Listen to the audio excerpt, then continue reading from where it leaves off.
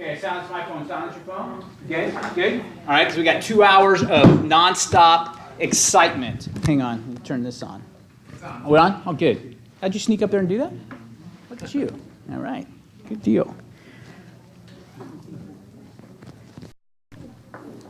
Okay, let's get going. This isn't a microphone, by the way, but I usually don't need one. It's just because we're recording these so we can catch them later. Couple quick notes. I guess let's get started with this. Who has 100K before? Who's been at 100K before?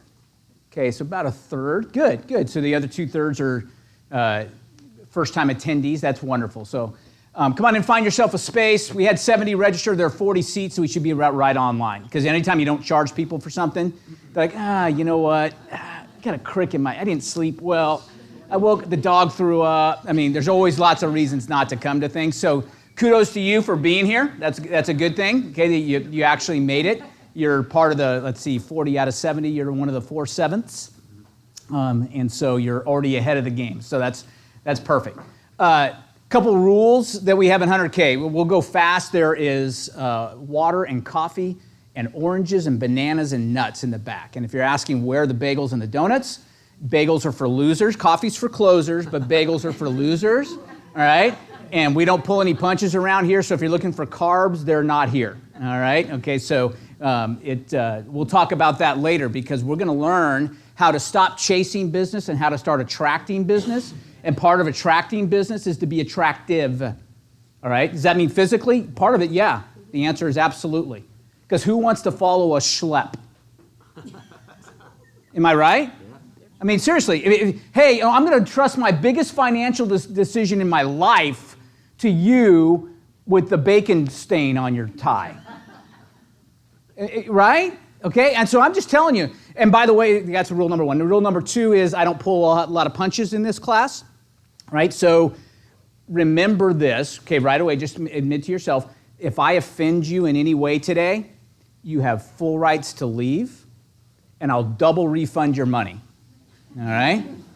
Okay? So since it cost you 0, I was a math major, so 2 times 0 is 0, right? So by me not charging, that's great for you. By me not charging, it's bad for you because you've lost your right to be offended, right? So it's because if you don't like it, you can just leave and so on and so forth. We don't, again, because here's the thing, 100K, we just chose that number years ago out of thin air just because it sounds good. Right? Plus, it'll put you in about the top 3% of real estate agents in the United States of America. If you netted $100,000 a year, then you would be in the top 3% of all real estate agents in the United States of America. So to do that, it's not going to come easy. It's simple, but not easy, right? It takes work. And so if you're saying, hey, look, you know what? The very first time, Jim, were you around the first time we did 100K? Yes. Okay. Way back, it was like 2008. You probably did, right? I still have it on my laptop, all right? I can probably still find the archive of it. So literally, 2008, the world was ending as far as real estate agents knew, right? If you've seen The Big Short, anybody seen The Big Short? Okay, we were living The Big Short, right? Things were falling apart, the foreclosures, it was buy one, get one free, BOGO was in play, right? It was, and agents at any time, we had about 300 agents at the time at Future Home Realty, and at any one time I thought, I could find probably a good 50 of them ready to jump off a bridge, right? They were just, because they were getting out of the business faster than because you didn't know what to do, right? You couldn't stick a sign in the yard and have it sell, right? It was actually going to, and I said, I put an all call out. I said, all right, guys, here's the deal. Is that me? So I thought I silent, you know what? This is still on. So we'll turn that off. Get rid of that. Anyway, so I said, all right, who wants to make, and I chose a number, $100,000 a year. If you want to make $100,000 a year, be here this time, this place, this date. Literally, I think we had like 140 of our agents show up out of like 350 or whatever. It was like, we don't get that kind of turnout at our Christmas party, right? It was like people were coming out of the woodwork, and about out of the 140, we crammed them into this room. And as soon as I started telling them what we were going to do, literally about half got up and left. Because it's just like, whoa. Did I misunderstand? I thought we were going to go to salaried position at $100,000 a year. I said, yeah, you misread the email, all right? That's not what I said. I said, but if you want to go to work, I'm going to show you how to make 100 grand in this market right now. I've been waiting for the market to turn. I'm so glad it has, right? And now that it has, let's go to work, right? Let's roll up our sleeves, and here we go. And about half of us said, wait, you said, what was that four-letter? It started with a W? I've never heard that. I've never done that before. What's work? Yeah, okay, so that's good. So we're going to weed people out, all right? So this is where the whole genesis of this 100K has come from. It's evolved since then, because I only taught corn planting back then. I only taught one method. Now I have a double method system that we're going to teach, and we're going to do a lot on agricultural-based analogies, because I think they play, right? It makes a lot of sense. And the other thing is, who's been to another real estate training ever in their life? Right? Who knows that I could tee up a golf ball right now, hit a good 3-wood, and wherever I go find that ball, it'll be at another real estate training right now. Right now, it's going on right now, okay? You could open up your inbox and in any given morning and find 15 different trainings to go to. I get that. So I'm glad you chose this one. Now, the bad news for you is that at those others, they're probably serving bagels. All right, so if you're looking for a bagel, like I said, they're not here. Oh, you know what? It's Hampton Inn. Oh, 10 o'clock, I think they wrapped up the breakfast already, all right? But sometimes they have them out there, and you just kind of flash a card like it's a room key, and you can eat, all right? So, but I think you're too late. Always keep, that's the secret. If you're ever going to go to a Hampton Inn or, just always keep one in your pocket. They don't ask for your key cards now, right? Just keep one, so they say you just go in there. If you're ever hungry, if you're really struggling, right, in real estate, all right? I haven't had a closing in 4 months, all right? Just go hotel to hotel to hotel. They never ask, right? Just pretend like you act like you're supposed to be there. All right, here I am, all right? And so here we go. Come on in, there's a couple seats somewhere, all right? So anyway, so we're gonna get going. I'm gonna show you a couple different things that we're gonna talk about, but the way this is also, in addition to not having bagels, right, the way this training will differ for you is the fact that we're going to teach things backward, probably, than what most people would do. We're going to teach things that most people won't talk about, all right, as far as becoming better us so I can better serve my client. Because I'm a firm believer that if I'm going to attract business, then I better, A, be comfortable with who I am, right?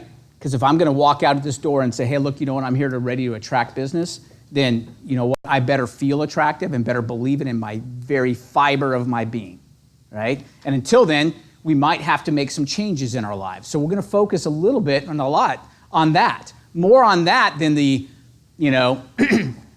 all joking aside, the Glengarry, Glen Ross, coffees for closers, we're going to smile and dial. And who's been to Bold?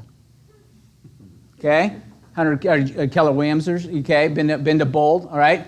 Bold, we call this the unbold, all right? We do, and only half jokingly, because Bold works. There's some good things they teach in Bold, right? Because it's part of an accountability. You're going to do it, and dadgummit, come hell or high water, you're calling chiropractors today, all right? Whether you like it or not, we're all going out into the hall, and for the next hour and a half, we're calling chiropractors, and it's going to work, dadgummit, or, here you go. That is fine, but the problem with that technique is that, about 98.7% of the population will not do that. Oh, if they'll do it for an hour and a half because you got a gun to their head, all right? But they're not doing it for an hour and a half tomorrow.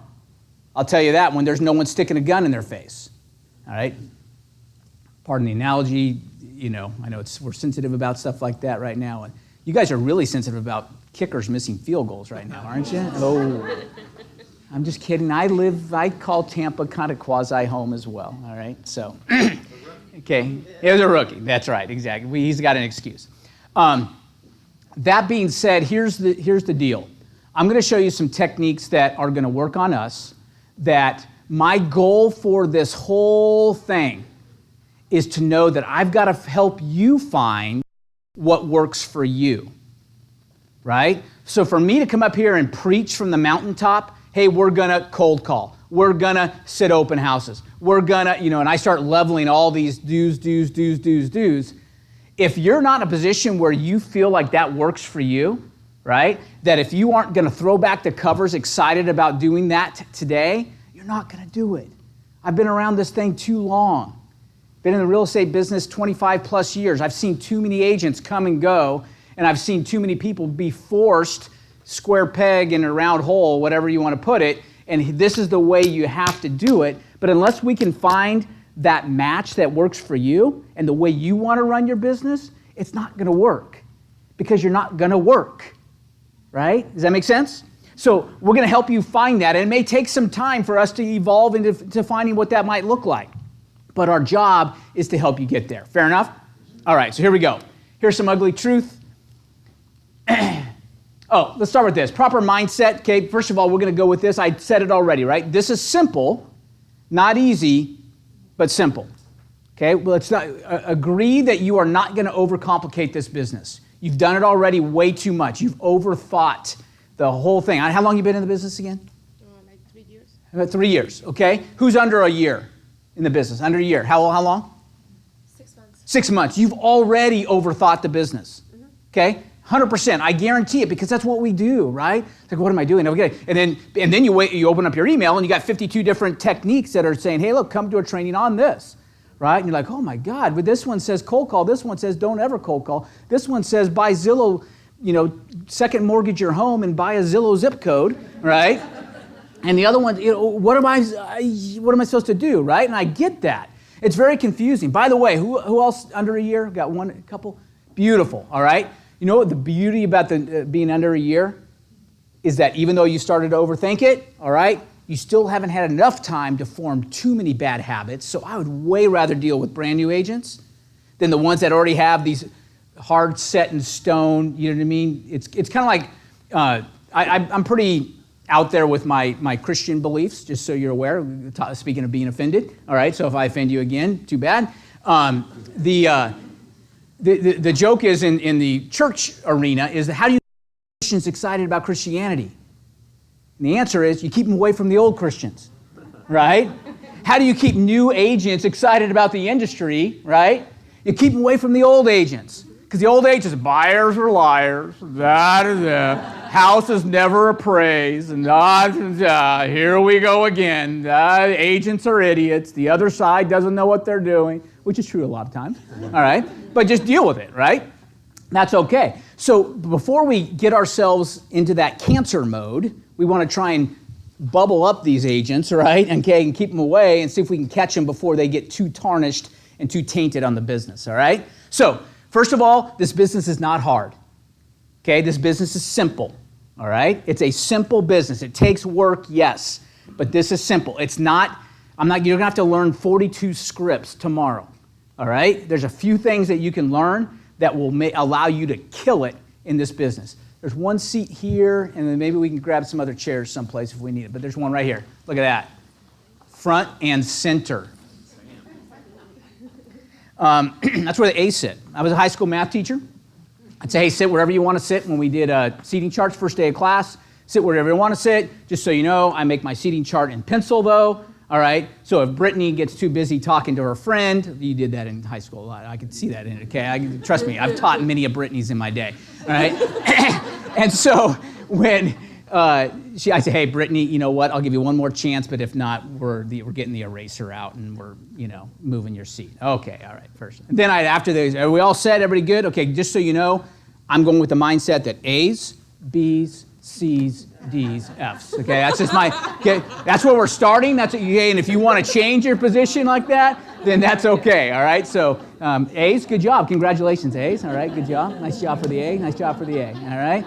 Good deal, good deal, good deal, good deal. Hey, all right, good deal. All right. All right, so got my A's. We'll work on you back there, all right? Okay, we'll get that going. All right, so this is simple, I got it.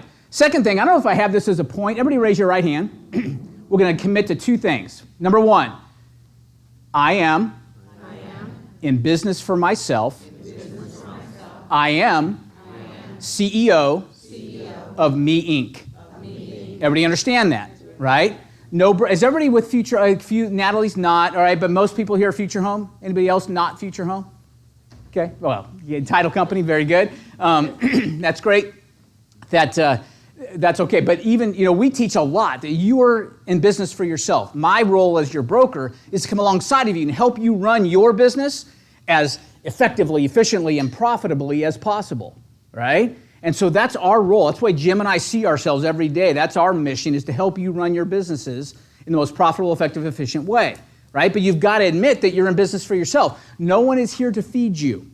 Everybody understand that, okay? Everybody understands that. No one's here to feed you. You're here to learn how to feed yourself. Got it? Number 2, raise your right hand again. My success in real estate has absolutely nothing to do with which CRM I choose. Okay? Does everybody understand that? Everybody else has been taught that you need to spend the next 4 months researching CRMs to find out which one's the best for you, and you have nobody flipping to put in your CRM. Right? Okay?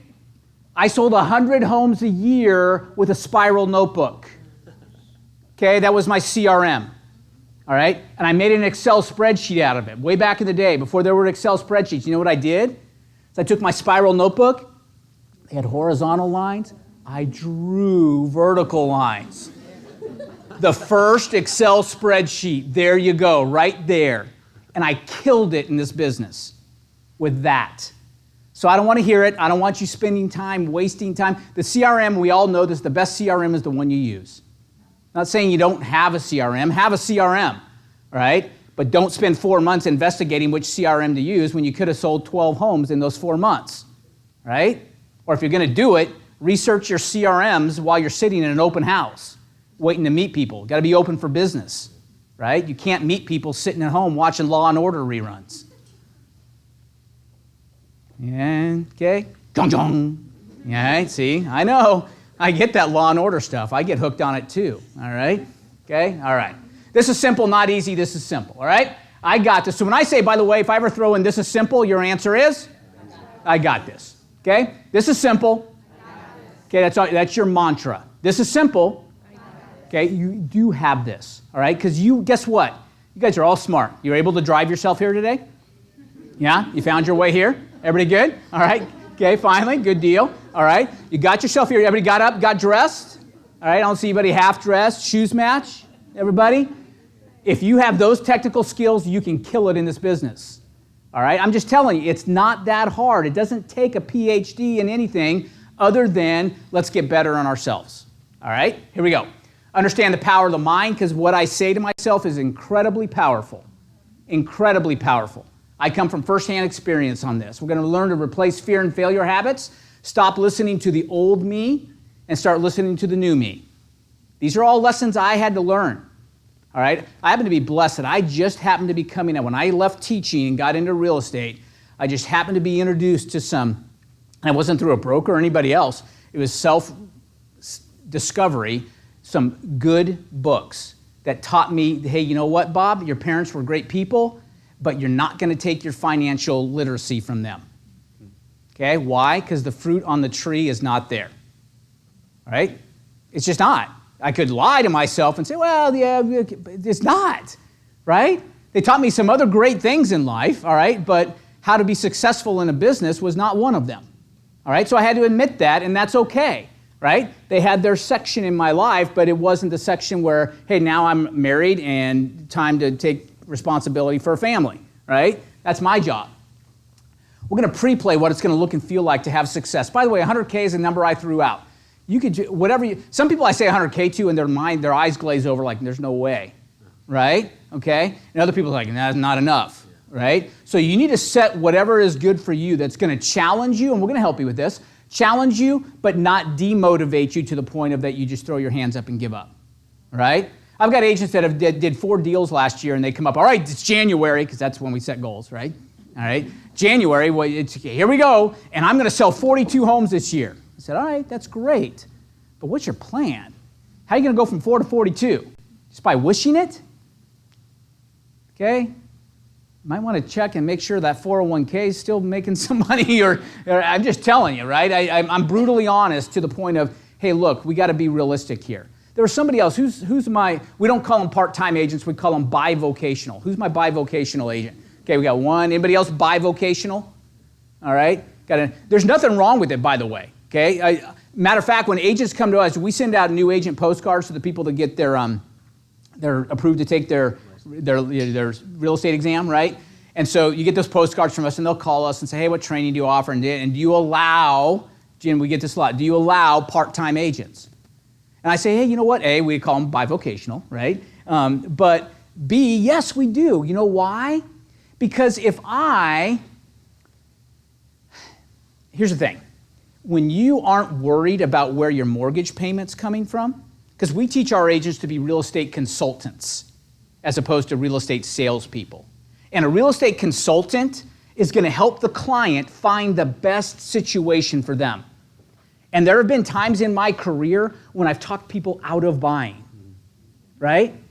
Because I was consulting them. I was going to be honest. I wanted to be able to like the guy in the mirror when I shaved in the morning, right? I didn't want to sit there and say, I really need this commission, right? And so if I'm fearful of where my next meal's coming from, then I'm not a very good consultant. I'm going to try and force people into deals that aren't good. Or potentially, right? Human nature is what it is, right? I like to eat. Everybody agree? Nothing wrong with eating. Just eating the right things, as long as it's not a carb. I'm just kidding. All right. I thought I got rid of this thing is going to keep buzzing forever. So that should not fix it. So to that end, we say, hey, you know what? Keep your current full-time job until you get to a point where you can replace it with this, right? Because you're going to be a better consultant when you're not fearful. You know what we call it when people are trying to force people into a bad deal? We call it commission breath, right? And people can smell it from about 15 feet away. As soon as you come across as, hey, you know what? Hey, Joanne, I really think this is a really good deal. You know what? And because my kid needs to eat. Right? That is a bad position to be in. So rather than be in that position, keep your full-time gig, keep your full-time benefits, keep all the things that go along with a full-time job until you feel totally comfortable with, hey, I can step away. Now, the good news is I'm going to teach you techniques that it doesn't take forever to do that. Right? I'm not saying you have to have 42 years of savings stored up before you even think about getting in real estate. All right? Because I'm going to show you a way, and we're going to work on ways over the next weeks that we are going to show you how to take people you do not know. Matter of fact, we're going to have another meeting like this 2 weeks from now. All right? And half of the half, so about half of you that registered showed up, and then half of you that showed up now are going to show up next time. All right? I just know it. I've been doing it for too long. All right? So we'll just get a smaller room because, this is it. Well, feelings change, excitement fades, and next thing you know, work hits, and you're like, hey. Right? So about half of you will come back, right? And that's okay. But when you come back, we're going to show you ways. Between now and 2 weeks from now, if you will take just the one thing I'm going to teach you at the end regarding corn planting, you can come back with somebody under contract that doesn't know you and you don't know them today. Period. I 100% believe it, if you will apply what I'm going to tell you. It takes application, though. All right? You got to work it. All right? So it's not going to take forever. All right? If that's your desired goal, is to get out. Cool? All right, be honest about where we are and what it's going to take to look like, what it's going to take to get us there. By the way, I cover ground rule, 3, 4? What ground rule are we on? Ground rule 3. You don't need to write this stuff down if you don't want. You email me and I'll get you a copy of the PowerPoint because you can see all the points you want. All right, but here's something that's not on here that I'm going to have you write down. Everybody, if you got a notepad, write this down. I am where I am today because of choices I have made.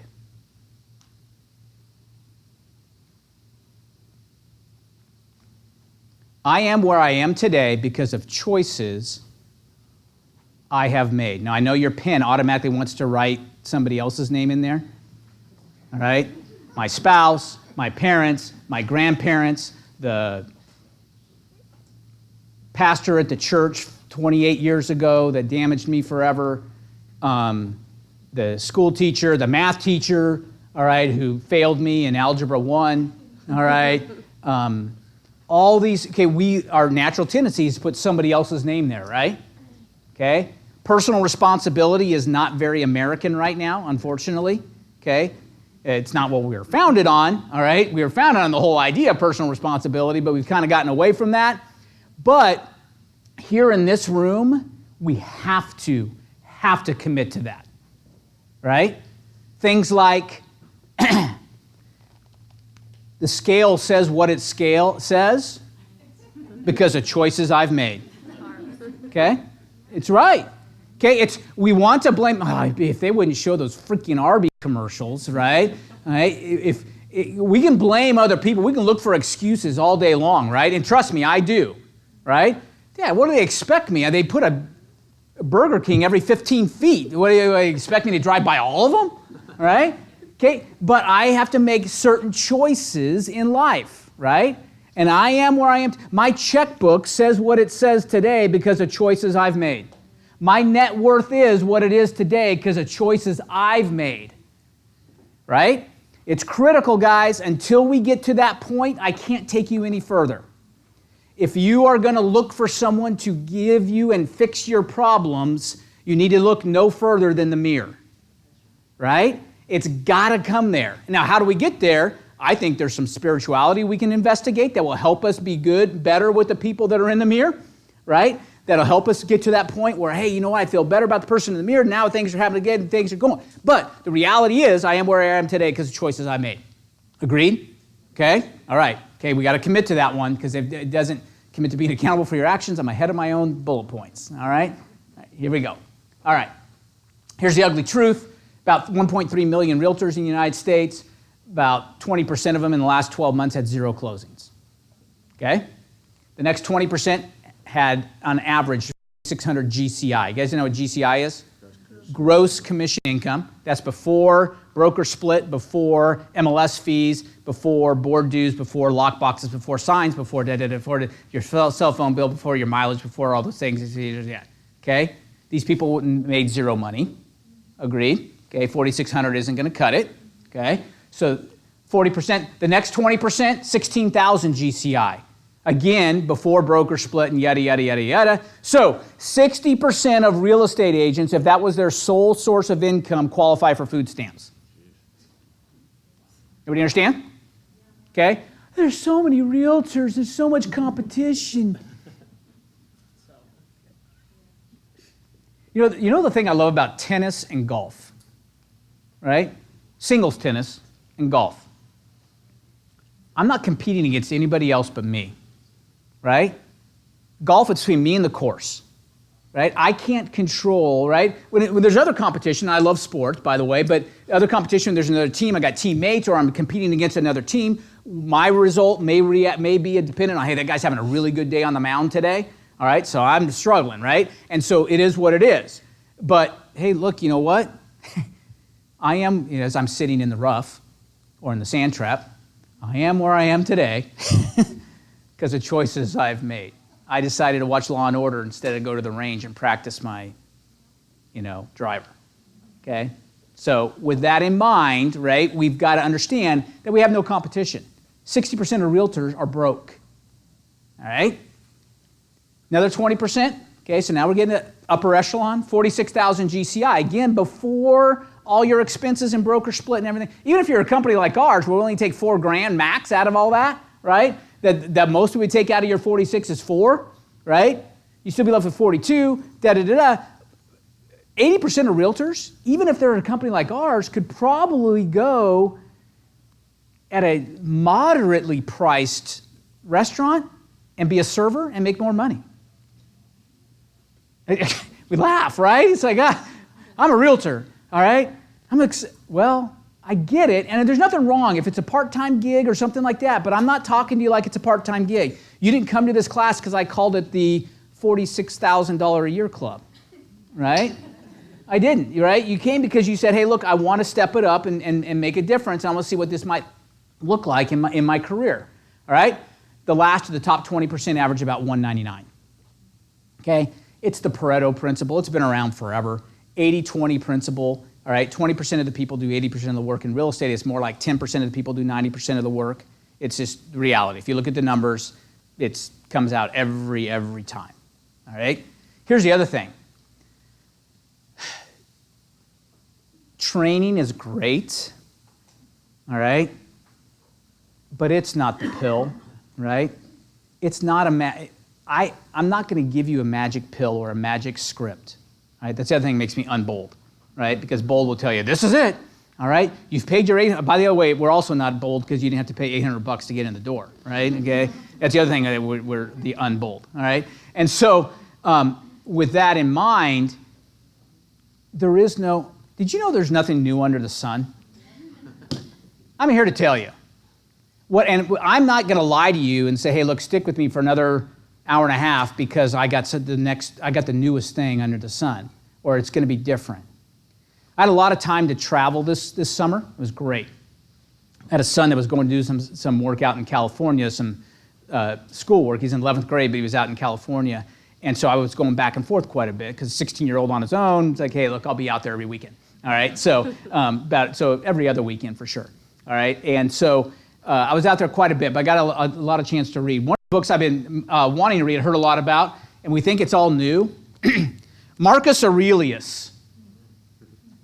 Okay? Written in 130. Okay? Written in 130 AD. All right? And he's quoting guys who wrote before him. All right? Things like all sorts, this thing is all marked up. Let's see.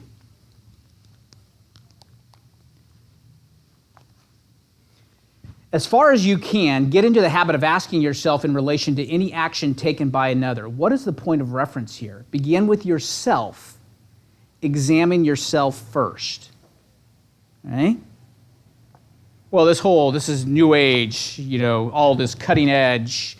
Gary Keller is sent down from on high to issue dictums to us, Keller Williams agents, and we just do what he says. Nothing wrong with Gary Keller. He's built himself a great business, but I'm not here to tell you that I've got all the answers, nor should he, but there's nothing new under the sun. Can I tell you that if I were sitting in, let's go back even further, 300 BC, right, and you guys were a group of chariot salesmen, all right, okay, and we're at our annual sales rally, all right, I'm going to pump you up to go sell more chariots this year, all right, here we go, no different. I would teach you the exact same stuff because you know what? What I'm about to teach you is based on principles, and principles don't change, right? Techniques change, methods change, all these different things change, but the principles, the underlying foundational principles that these are based on don't change. That's why they work, all right? There are certain laws that you can argue with them if you want, but it's like the law of gravity. Argue with it all you want, but when you jump out of a plane, you better have a parachute, and a working one at that. Are you with me? All right? I don't believe this. It's that's a bunch of hogwash, that law of gravity thing. Well, you might find out otherwise, right? So again, because of that, let's not argue with the principles. Let's just go and deal with them. Fair enough? All right. Okay. All right, so your tier, whatever tier you're in, solely determined by you. We already said that because we look at what we read. What did we write? I am where I am today because of choices I made. All right. Imagine this, okay, just for a second. I'm going to go through this fast. Netting 100 grand in income, all right? Just imagine, put yourself there, all right? Or if that's not enough, put your number in there, okay? Enjoying the real estate business. Quit complaining about it. You know why people don't want to be around you? Because you complain. You know why they don't want to follow your Facebook posts? Because you're always whining about something. Tired of hearing it. All right? How about somebody post something like, I can't wait. I'm excited about life today. How about that? All right? I dealt with an agent and they left the sliding back door unlocked. Lock the flipping door, call the agent, say, hey, you left it open. I know it happens to me sometimes too. I thought I got it. I'm sure you overlooked it. Next time, could you make sure you're extra careful? Oh, yeah, I absolutely will. Thanks very much. All right? Done in about 2 minutes. Okay? No, you would rather have 48 posts responding for 4 hours on Facebook about, oh, yeah, well, what happened to me? You're lucky it was the slider. No one left the refrigerator open. The food spoiled and the meat was... Okay, I get it. Stuff happens, all right? But if you read these threads, am I wrong? I'm not, right? Get over it and just move on. Go find something that's productive, all right? How about this? I'm going to show you how to get so busy you can work with people you want to work with, all right? Their life is too short to deal with people who are rude, obnoxious, cancerous, all that, right? Just get rid of them. Weed them out of your life. They need to be gone. All right? Because cancer will cancerize, that's a word, you. All right? Okay? I said it. Okay? It will infect you. Agreed? Okay? So we got to stay away from that infectious stuff. All right? Let's just hang out with people that aren't infectious. And by the way, how do we do that? It's different, right? You know, I had one buyer, and that was my mortgage payment. All right, abuse me some more. All right? Because I need you. But if I've got 10 people I'm working with, I'm like, hey, you know what? Go work with Joanne. All right? All right? I'm tired of you. All right? And if she can't get you happy, all right, then nobody can, so we're out, right? And so we'll just, just find other, you get so busy that you can pick and choose, right? You guys are so busy clutching on to that one buyer who's no longer really a buyer. And we're going to talk about what a buyer is later, right? You guys think, I talk to agents all the time, hell, I got 42 buyers I'm working with. Really? He said, yeah, you go look at here's my MLS, look at that. Look at every one of them getting automatic updates. I said, some of these are from like 4 years ago. Yeah, I know. I said, when'd you show them property last? No, never. So you never showed them property. When's the last time you talked to them? What's the date say? 4 years ago. But they're a buyer in my mind, so I can go home and tell my spouse, I'm killing it, honey, right? Well, the problem is results speak louder than auto-update sheets, right? Okay? And if we could get paid on just the fact that we send out emails to people with a new listing that came on the market, then God bless you. If you figure that one out, let me know how you get paid on that, all right? But from where I come from, and I haven't sold in a while, but I keep my hand pretty well in it, last time I heard you had to have a closing to get paid. Is that true? Okay, that hasn't changed, right? All right, good. All right, good. I just want to make sure we're talking from a point of, legitimacy here. So we've got to get closings, right? So this whole idea that I'm working with 42 buyers. Now, don't get me wrong. Sometimes I was working with 42 buyers at a time, but they were legitimate buyers. They met all 4 of my criteria, right? And we'll talk about those here a little bit later. But to be a buyer in my eyes, there are 4 criteria that they have to meet. Ready? I'll give it to you, okay? We won't wait, okay? Here's number 1. A buyer has to meet this. They have to be able to close. What does that mean? Any lenders in the room? Okay. You got to be financeable, okay, or cash. Real quick, since we got majority future home agents in here, I got the question the other day: what should I look for in a proof of funds letter on a cash deal?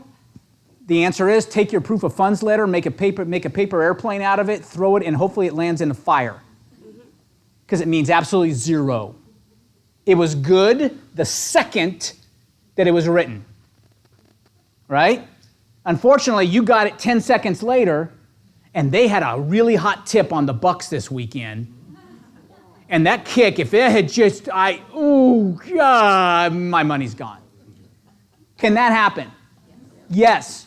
So what do you do on cash deals? Get a huge earnest money deposit. That's where they prove whether they're serious or not. Right? Not your proof of funds letter. Who cares? A proof of funds letter was 2 days ago. You went to Vegas, let it all ride, 7 come 11, baby needs new Cole Haans, right? And it's gone, right? It can happen that fast. Trust me, I had to sell a motorcycle in college because actually it was blackjack. I had a foolproof system. Couldn't beat it. I was a math guy, right? I could figure this out, right? There's no way. I'd have to lose 15 hands in a row before I would not make money. If I was willing to just ride it out, double my bet every time. If I lost, double my bet. If I lost, just keep doubling the bet and you'll win back what you just lost. And it's physically impossible to lose 15 hands in a row. Some bonehead at third base hits on a 16 with the dealer showing a 5. So ready, my head was about to explode, all right? So I went home and sold my motorcycle, all right? But that's not a story. Not that I've gotten over that, all right? It's okay. All right. All right, so we're going to work with people we want to work with. What's that? You started with able to buy. Finish that. Oh, yeah, I'm sorry. Yeah, my 4 systems. Thank you. Joe, I'm glad you're here. Keep me on track, brother. All right, good deal. Number 1, able to buy. Number 2, this is a kind of a combo one, okay? Willing/realistic, okay? Of these 42 buyers, okay, in addition to them being from 4 years ago, all right, they say, well, 28 of them are these investors that I've met, and they say, If I can find them something 40% below market value, then go ahead and let them, you know what I mean? And so I've got these are buyers in my mind. Okay? They're not, yeah, exactly. Hey, if you find that deal, don't call them, call me, all right? Okay? And I'll spiff your commission a little extra, all right? Okay?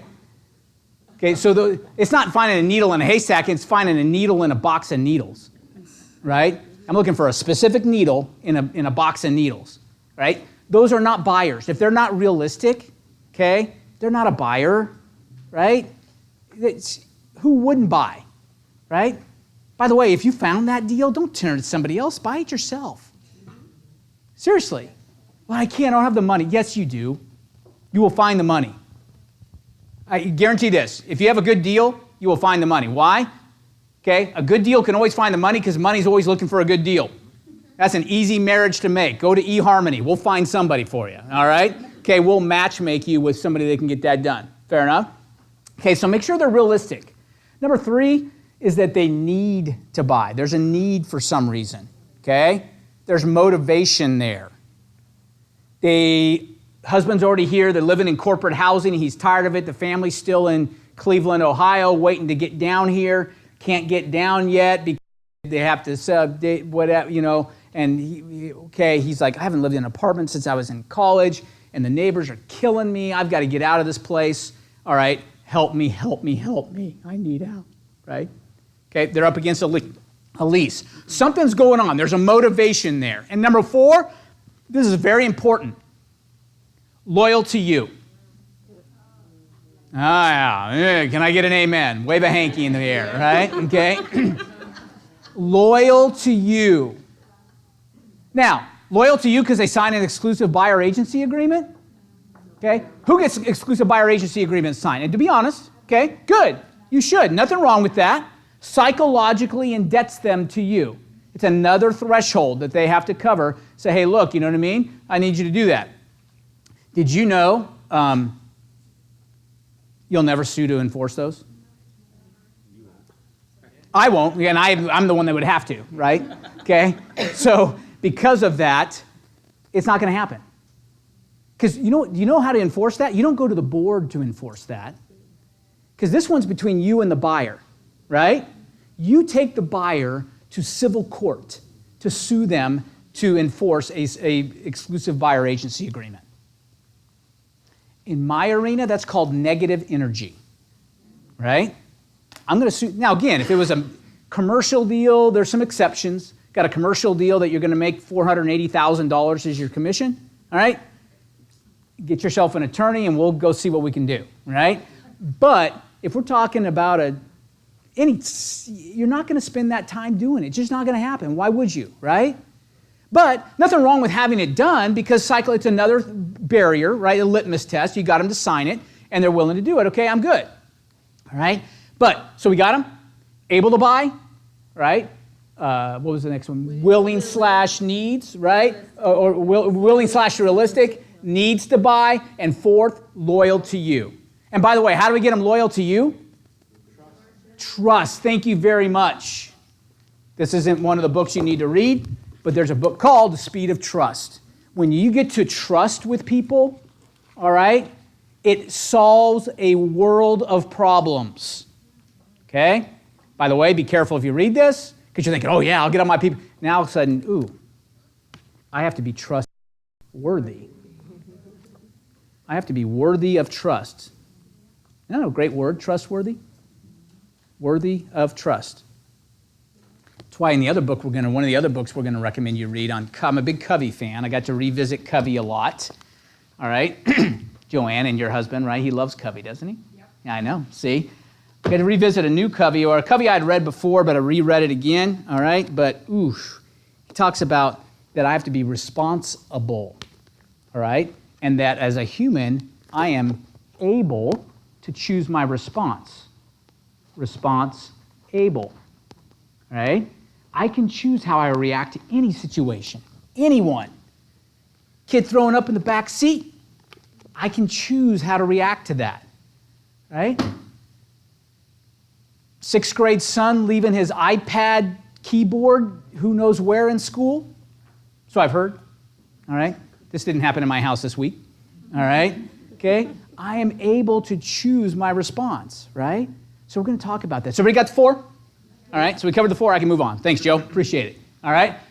Okay, appreciate it. Controlling the transaction, get in charge, all right? Brittany, why don't you you said you were talking to your transaction coordinator? Yes. Perfect. Love it. How many of you guys have a transaction coordinator? Okay, perfect. Okay, how many of you think, there's no way because I'm not that busy?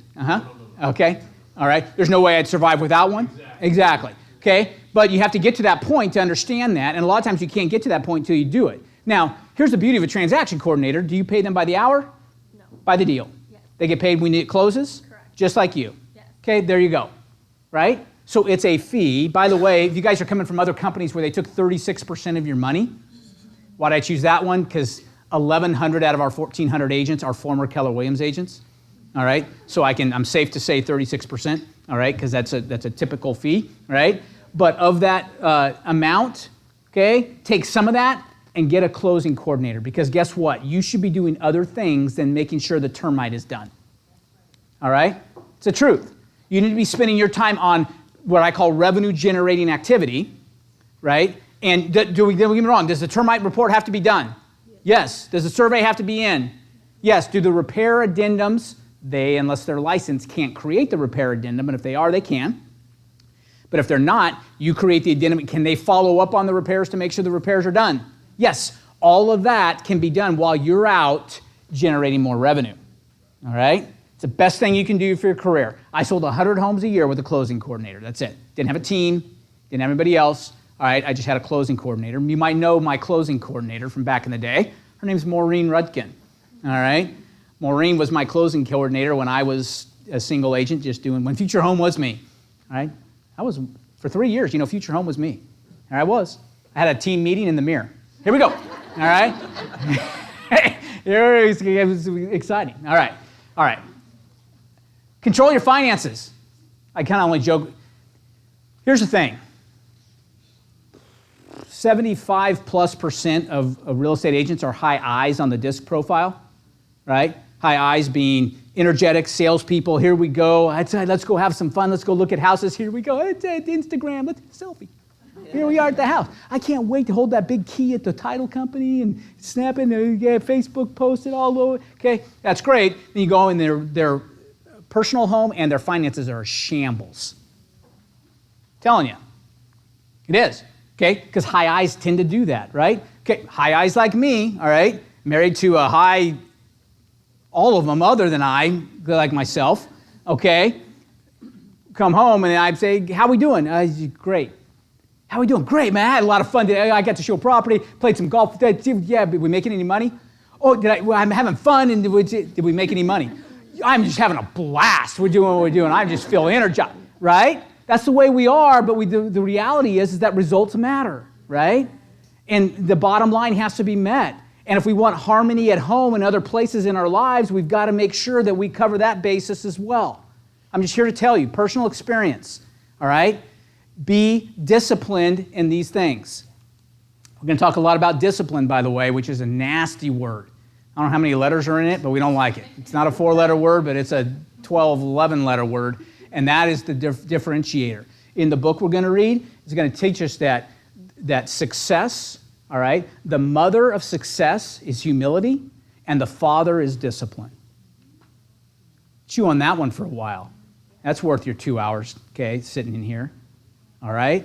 And it's not me. I wish I could quote it and say it was me. I didn't make it up, all right? Okay. Humility is the mother of success, and discipline is the father, okay? You marry those two and look out, okay? It can revolutionize who you are, okay? I'm just telling you. Here we go. All right. Discover your purpose in life. Oh, by the way, okay, true to your priorities. When I say that, okay, I'm going to go through this. Be true to your priorities. That means this. We all say the right things, right? Do we not? What's your priorities? Oh, God, family, my civic duties, all right? You go down the list, and work is way at the bottom, right? And then I look at your calendar, and it's totally flipped, right? All your time spent at work, none of your time spent with your family or God, right? And so we say our priorities are this, but then our reality, let me quote a famous person I know named Jeanette. All right? Jeanette, if you don't know, is my? Yeah, I don't call her that because she is defined by far more in life than being Bob's. Yeah, so okay, when I say Jeanette, that's how you know who she is. All right? Okay, Jeanette says to me, what you do speaks so loudly I can't hear what you say. Yeah, go home to that every night. Okay? Are you with me? God bless. I'm blessed to be able to go home to that every night, right? I am. At least I'm reaffirming that in my mind. I am blessed to be good. Okay, all right? I'm just telling you that I am where I am today because of choices I've made, but she's helped me along the way. I'll tell you that. I had a good partner that helped me, guide me and rein me back in and, sometimes with a really short leash, all right? Seriously. Okay, I needed that accountability to do, because I was a high I. My whole version was, hey, you know what? I'll outsell any budget deficit. Okay, yeah, that was a mistake, but I'll go sell some more. And I did, right? But why not sell some more while you're making good decisions, right? And building some personal wealth and actually getting things in order and getting things taken care of, right? Isn't that a better way? Yeah, it is, all right? Trust me, I've been both, and I like it better now. Create a residual income from the business, right? How can I do that? I'm just going to touch on this briefly. Think about this. I'm going to plant this seed. Some of you brand new in the business, right? Just thinking about how I'm going to make my next commission or my first commission, right? Others of you are like, I've been doing this 15 years and I am just done. Stick a fork in me. All right? Okay? All right? That thermometer, okay, already at 175, which I don't care what it is. Even poultry's done at 175. All right? It's just, shoo, I'm up, okay? How about this? What if we start planting the idea of exiting in 10 years? What's a 10-year exit plan out of this business, right? As opposed to the hamster wheel of real estate. Trust me, I'm a guy, sold 100 homes a year. You know what I did? I rested for about, half a day on January 1st.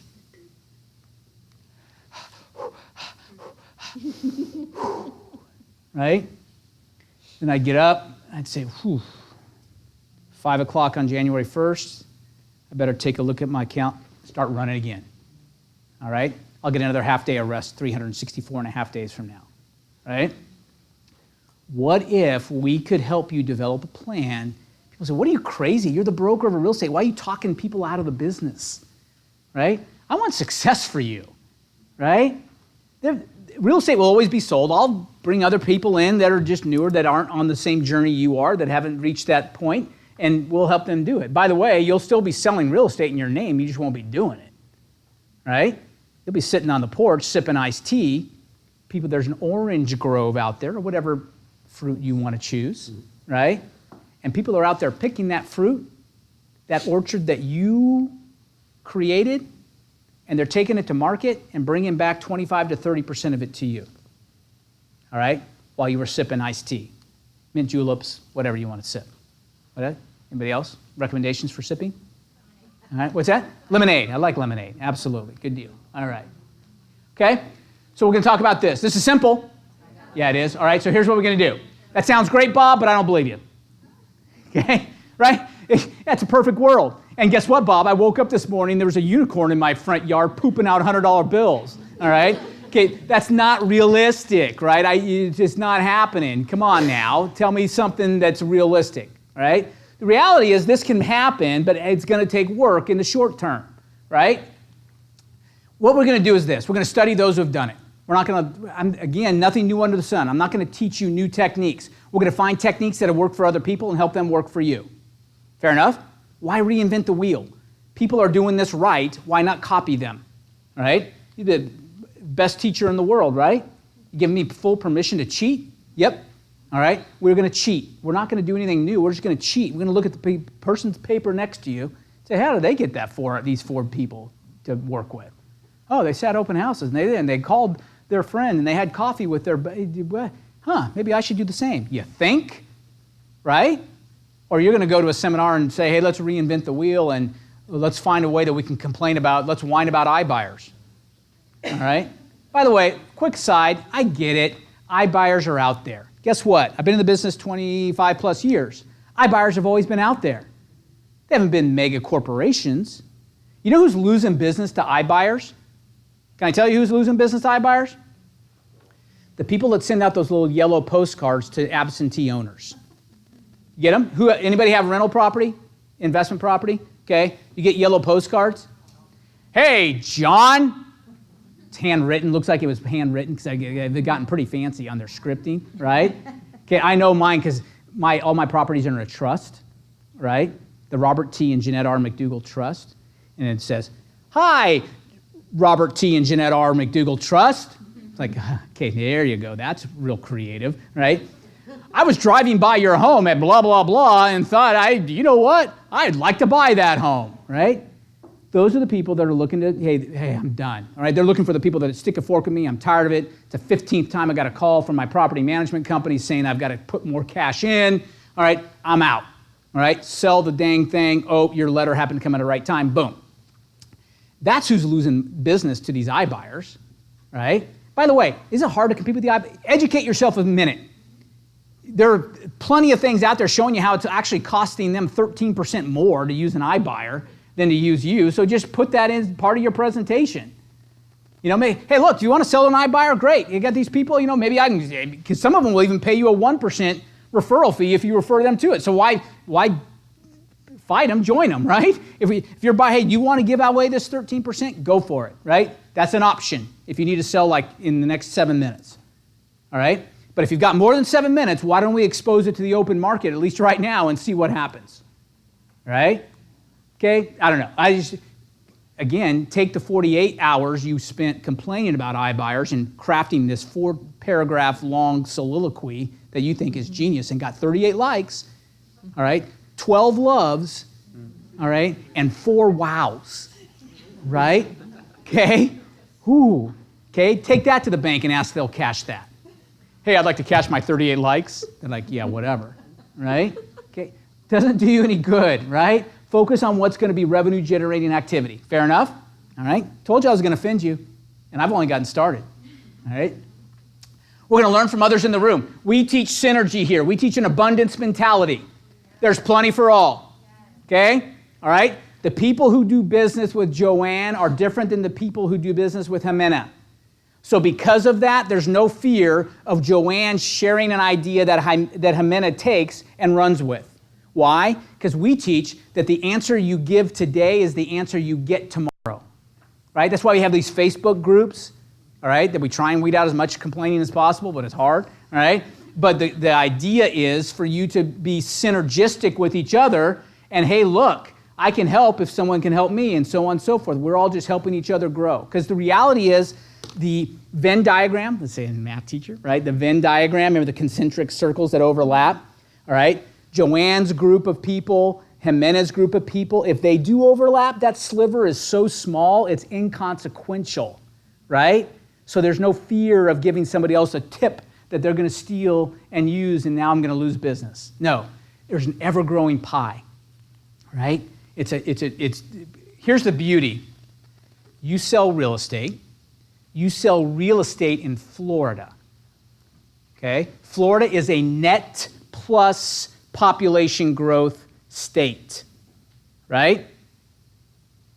You sell real estate in Florida where houses are still appreciating, more people are moving here than leaving, and we've got no state income tax. Somebody complain to me some more, okay? Totally different diet. If I'm having a conversation with you in California or Iowa, I got a tough time teaching this class, right? Okay? Get out while the getting out's good, right? That would be my class. In a class, we're out, okay? See? Okay? Seriously, right? We are in a great situation here, all right? So take advantage of it, all right? We're going to learn from others in the room. Submit to the law of the harvest. Here's the one you got to commit to. Write this one down. I agree to submit to the law of the harvest. What does that mean? I cannot expect to reap if I do not sow. How many deals you got closing? Many. How many open houses you had? None. right? How many times how much effort have you put into your business? Oh, all sorts. You see this 4-page thing I wrote about iBuyers, all right? That's not working on your business. Are you with me? Okay, see, I just made you guys the A's. Made this the front row now. So you guys are the A pluses now. All right, okay. All right. Submit to the law of the harvest. Okay, you can't cheat it. It's one of those foundational principles, right? By the way, the law of the harvest is buried all in this thing. Marcus Aurelius, 130 AD, talks about the law of the harvest all day long. So when I created the, hey, I'm going to talk about the law of the harvest, I thought I was all creative and unique. Yeah, not so unique, right? If you want to reap, you better sow. That's the bad news, right? Is that if I'm not getting a harvest, it means I haven't sown. Here's the good news, is that if you trust the process, if you sow, you will reap. It's almost virtually impossible. There are things that can happen, droughts happen, and so on and so forth. But for the most part, if you follow the recipe, it works. And that's all I'm going to ask you to do. We're going to follow recipes here. We're not going to create our own. We talk about, I think I mentioned it later, Marley Spoon. You guys know what Marley Spoon is? Marley Spoon's like Blue Apron or what are those other, where they send you all the ingredients and the instruction sheet and you make it, right? Marley Spoon was through Martha Stewart, right? It was a little higher end, some really good stuff, really quality things and so on and so forth. Jeanette and I are not cooks, right? Jeanette and I are not cooks. However, we got this hooked onto this Marley Spoon. Now, you call me Wolfgang, all right? Okay, I think I'm all that and a six-pack and a bag of chips now, right? I'm just telling you. And all I do, am I getting creative? No, I try to. Jeanette catches sometimes. I'm like, what? What's a 1/8 teaspoon of that turmeric gonna make a difference? What is turmeric? Do we have turmeric? We gotta go buy turmeric. Oh, they provided us turmeric, thank God, right? Because we didn't have turmeric in the house, right? All these parsnips. Never cooked a parsnip. Anybody know what a parsnip is? Okay. Parsnips are good when you cook them right? Okay, when they're done well, I was like, holy smokes, I didn't know this. And all I do, and now I can think I'm a chef of the world because all I do is follow instructions, right? And I use good ingredients, and I follow instructions. It's as simple as it. That's what we're going to teach you to do here. Just take good ingredients, and a lot of times that's us, right? And we have to work on us to make them better ingredients, right? And then we're going to just follow instructions. And once we do those two things, look out. It's over, okay? It's done because I trust the recipe. Now, again, don't try and get creative with it. You know what? If 1 cup of sugar is good, then 2's better, right? Okay? There's some logic to that, right? But that being said, or what if I just left out the salt, right? Or what if there's a reason why, my Hispanic friends in here, right? They have, we made one a couple months ago, these tamales, right? And you ever wonder, I've made, Betty Crocker tamales, right? And then all of a sudden, I walk in, and we're making tamales, and it's smelling like Don Pablo's restaurant. I was like, what happened? And it's just a couple little ingredients that make that Hispanic smell that's the secret, right? Man, I wish I'd paid attention sooner. I wish I'd have got a hold of it, you know what I mean? Now it's feeling authentic. And I can control, the ingredients. And Jeanette has a soy allergy. That's why we had to do this. And soy's an emulsifier, which means it's a preservative, which means they put it in everything. Because a restaurateur will tell you, right, I can't buy stuff and have it go foul on the shelf, right? It's going to kill my profitability, right? Okay, I'm going to make 48 of these steaks in the next 3 days, but what if I only sell 10 of them, right? Who has to eat that? Literally, eat that, right? Okay? And so with that in mind, they put these emulsifiers in, which is great, I get it, right? But for Jeanette, it doesn't work, right? Because it has all this soy in there. So so the ingredients are better, everything's better, right? Because we're feeling better, everything's great. By the way, you know what I'm doing now? We're going to talk about this when we get to the physical part, okay? Jeanette's got me on, she reads a lot. And she reads all these health books. It's like, gee, another one? All right, so now 8 ounces of celery juice a day in the morning, first thing. Yeah? Yeah, it is. It's supposed to be the turbo boost for my liver, all right? Now I'm pumping all sorts of clean blood through my system, right? Whether it's psychosomatic or not, but I feel like it's like Popeye spinach, man. I'm like, bring it on. Here we go, right? I drink that stuff, and I'm like, right on. I'm ready to take on my day. Plus, you know what? I sit there and say, you know what? My competition is doing this. They're having bacon and eggs and getting one of those egg whatevers on the way to work and spilling bacon juice on their tie. And they're going to try and recruit an agent, and they're going to lose because I'm going to come out looking like me because I had celery juice, right? Seriously, that's the way my mindset is. And I'm telling you, when you start to do stuff, I'm not saying go drink celery juice. I'm just saying when you start to have discipline and you can control yourself, it becomes very attractive. It does, right? You want to attract people to you, all right? Get in control of you. And when you're in control of you, it's probably the most attractive thing you'll ever do. I'm just telling you, I've lived it, right? That it becomes very, very attractive when you get in charge. And I get in, okay, here's the thing, and I don't see you around, so that's great. Let's have this discussion, okay? My millennial agents come to me. Hey, Bob, what do you think? Purple on this side, blue down the middle, and pink on the left, okay? Do you think that's going to affect my business? I said, do you want the truth? Yeah. Yes. Is there a segment of society that will not treat you seriously because of that? Yeah. Is it right? I'm not saying it's right or wrong, right? I'm just saying it is. So I taught high school math right out of college in Southern California and not 90210, okay? Okay, yeah, right, yeah, think Oakland Raiders, right? Think of the Oakland Raider fans. Okay, it was in Downey, which is actually not bad in of itself. There are two high schools in Downey, and the other one was on the edge of Bell Gardens, and Bell Gardens is on the edge of Compton. Okay, so okay, you know what I'm talking about, right? Okay, so, oh, see, look at that, all right, good deal, all right. With that in mind, here's the problem. Okay, well, the good news is this, I taught high school, all right, and not middle school. Because middle school had more problems with gang members than high school did.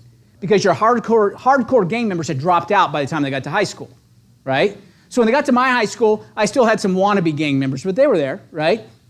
And I spoke Spanish, all right, enough to get by. And so I was young. I was only 21 when I started teaching, so they'd walk in, and we just had a great relationship. Because here's the thing. I would tell them straight out, say, hey, look, I know why you're in a gang. You're in a gang because you have no structure at home, right? And you're craving structure. That's why you joined a gang, because there's a set of rules. If you do this, you get there. If you step over the line, then there are repercussions. You want that. You haven't been able to get that at home, so you're craving that, so that's why you joined a gang. Well, guess what? For the next 55 minutes, all right, McDougal gang, all right? Here we go. Well, gang, do it all. I learned all the gang signs, right? I knew what day to wear red, what day to wear blue, right? Exactly. Okay. Right. So, but I had, I earned their respect because I said, hey, look, you are where you are today because of choices you made. And guess what? I'm going to have a set of rules. If you abide by those rules, you have no problem with me. Cross the line, now we've got a problem, right? And that's just where we are, right? And so they respected that. But they would come to me, Mr. McD, they called him Mr. McD. All right, because McDougal's real tough, all right? So, hey, Mr. McD, all right, you're cool with us and you're good, but and I appreciate everything you do. I'm learning a lot in your class. But, the assistant principals, man, they treat us different. They treat us different. I said, time out. I said, come here. And he said, yeah. I said, look at you. I said, you've got a hairnet on and you're not working in a, deli at Publix, all right? You got a hairnet on, you've got a flannel shirt buttoned at the top, right? Only, top button only, everything else open. Okay? All right? Watch Stand and Deliver. Ever seen that movie Stand and Deliver? Yeah. Okay, watch Stand and Deliver. Those are my kids. All right? Great kids. No guidance, right? Or different kind of guidance. Okay, but you got a white t-shirt, you starch it, everything. You got Doc Martens that shine like nobody's business. You guys remember Doc Martens? Anybody Doc Martens? And those were all the shizzle. That was it, man, wasn't it? Okay? You were nothing if you didn't have Doc Martens. So you got it, and you look, I get it, but compare that to the rest of society. You want to be treated differently. If you didn't, you wouldn't dress the way you do. Period. And some of them got it, some didn't, all right? But it's the same thing, right? I'm not going to lie to you and tell you that you can continue doing the same things you've been doing, those of you who've been doing it for a long time and not without any results, and get better results. You can't do the same thing. You've got to change. Fair enough? That's hard to hear. I had to hear it myself, right? It's hard to hear, but it's necessary. Okay? We're going to learn from our mistakes, which implies we're going to make some, and that's okay, right? Joe will appreciate this. My favorite proverb, one of my favorite proverbs, I got a lot of favorite proverbs, but one of my favorite proverbs is this: where there are no oxen, the stable is clean. Isn't that great? Yeah, but things are messy. Good. All right? What is it? So Solomon, when he wrote the Proverbs, all right, way back then, right, in Babylonian era, when he wrote, where there are no oxen, the stable is clean, having oxen meant wealth, right? So what he was saying is, hey, look, if you got perfectly clean stables, everything's tidied up, and there's nothing going on, everything's buttoned up right where it's getting, nothing happening, right? I'll see agents in our office sometimes. Hey, how's it going? Great. Any problems with your deals? None. How many deals you got going? None. All right? Right? Okay? If you have no deals, you're not going to have any problems, right? And that's okay to have problems. Now, I'm not saying as your broker, go out and make issues, right? Trust me, just go do deals and issues will come, right? Okay, people will back into roofs and the moving truck and the last day before closing, right? And we got to figure this. Okay, stuff's going to happen. That's all right. All right? But don't be afraid of problems. By the way, when problems happen, drop to your knees and say thank you to God. Okay, does everybody get that? It's a mental shift sometimes for people, because here's the reality. Okay, Joseph, who's now in 11th grade, all right, but back in the day when we were first learning his multiplication tables at the age of 6 months, all right, we started early, all right? But when we did it, we started with 6s and 3s. Why? Every realtor's kid needs to know how to multiply by 6% and 3%, all right? Okay, you better know how to multiply that number, and I'm talking big numbers with points in them, all right? 1.2, 36,000. All right, good. All right? So here's the reality, okay? Where'd I get off on that? Learn from our mistakes. What's that? Oh, thank God for problems. Yeah, so we got to thank God for problems because, right? 200,000, right? You go in to list that home, and you think it's no big deal. Here we go. All right, this is Mrs. and Mrs. Jones, okay, 200,000, 6%, that's 12,000. Doc Sam's title, okay, you're going to walk away with somewhere around 184. You owe 183.9. Here you go. Your net sheet says $100. And they're looking at that, they're saying a couple things. Either Wednesday, Thursday, Friday, okay, WTF, okay, or welcome to Florida, all right? It's like, WTF. And they're seeing you walk away with 12 grand. Yeah, we know you're going to split that with the buyer's agent more than likely and so on and so forth, right? But what we think is, we're so underpaid. We work so hard. You know what the husband's thinking? I'm a frickin' engineer. I don't like doing handiwork, but my wife made me go to Home Depot 4 years ago, put in this stinking vanity, do all this stuff. I did DIY forever. I had all these YouTubes up trying to figure out what to do. It took me 4 days to put in a stinking kitchen vanity. Anybody else could have done it for a lot less. You know what I mean? And now you're telling me my net profit is $100? Welcome to Florida. And he's like, that's what he's thinking, right? And we just kind of, hi, that's when you walk away 12 grand. Okay, your 12 grand is not 6% of the purchase price. It's 100% of the equity. Are you understanding this? So we cannot take that lightly, right? We cannot just walk in assuming that they're going to be thrilled to see us walk in the door and walk out with all their equity. Are you with me? And we got to have a little dose of reality sometimes. And we got to have some sensitivity to that. And it can go a long way being sensitive, because I'm a firm believer that one deal leads us to 5. All right? And that if you do anything that's going to blow up that relationship or get people just an inkling of, you know what I mean? Here's my own personal philosophy. I'm going to load all sorts of personal theories or personal opinions at you. All right? And I value them highly because they're mine. All right? But here's the deal. this 6%, oh, and then also going to tack on a $3.95 transaction fee and da. All right? Now people are saying, what the heck? Right? And I asked the agents, is that $3.95 worth losing 5 deals? For me, it never was, right? Because people say, it's only $3.95. I understand that, but it's only $3.95 to you. Is it worth just killing that relationship? Because at the end, they forget that they signed it. They agreed to it at the listing time and everything else, right? They get to the closing, and all of a sudden it's there, and they're like, Kim, did I agree to this? Not that you do that, but I'm saying, Kim, and you're like, oh yeah, I can show you the paperwork. Oh, okay. Tuck that away in the back of my mind. I'm just telling you, I would, as a consumer, we got to always remember to think like the consumer, right? Any good business thinks like a consumer. So that's why, Jim and I and Maureen and everybody, I preach to them and we talk all the time. You're our consumer, right? So we got to think like a consumer. Okay, what can we do to help the agents more? What can we do to be more responsive? What can we do to be understanding, right? But also hold them accountable, right? All these different things that we can, where's that fine balance, right? That we do. So don't be afraid to learn from our mistakes, but also just realize that when we make mistakes, sometimes it costs us money, and you making it right is worth the 5 deals you're going to get by making it right. Fair enough? Okay? We're going to grow personally. Commit to primary greatness. Another Covey book I read this summer, right? One Covey book leads me to another. By the way, I'm also reading Don Quixote right now. Okay? Don Quixote is great. You know why I read it? Because Covey just mentions it briefly in one of his books. I haven't read Don Quixote in a while, and I realized I haven't read Don Quixote. I remember jousting at windmills, right? But also, there's a great, is her name Dulcifina? Okay? Yeah? Where she's basically a prostitute that has to remake herself, and she has to learn to see herself as her new being. Powerful, right? So, again, see, that'll get this place quiet in a hurry, right? Exactly. All the funny WTF jokes in the world. Now you're getting personal, right?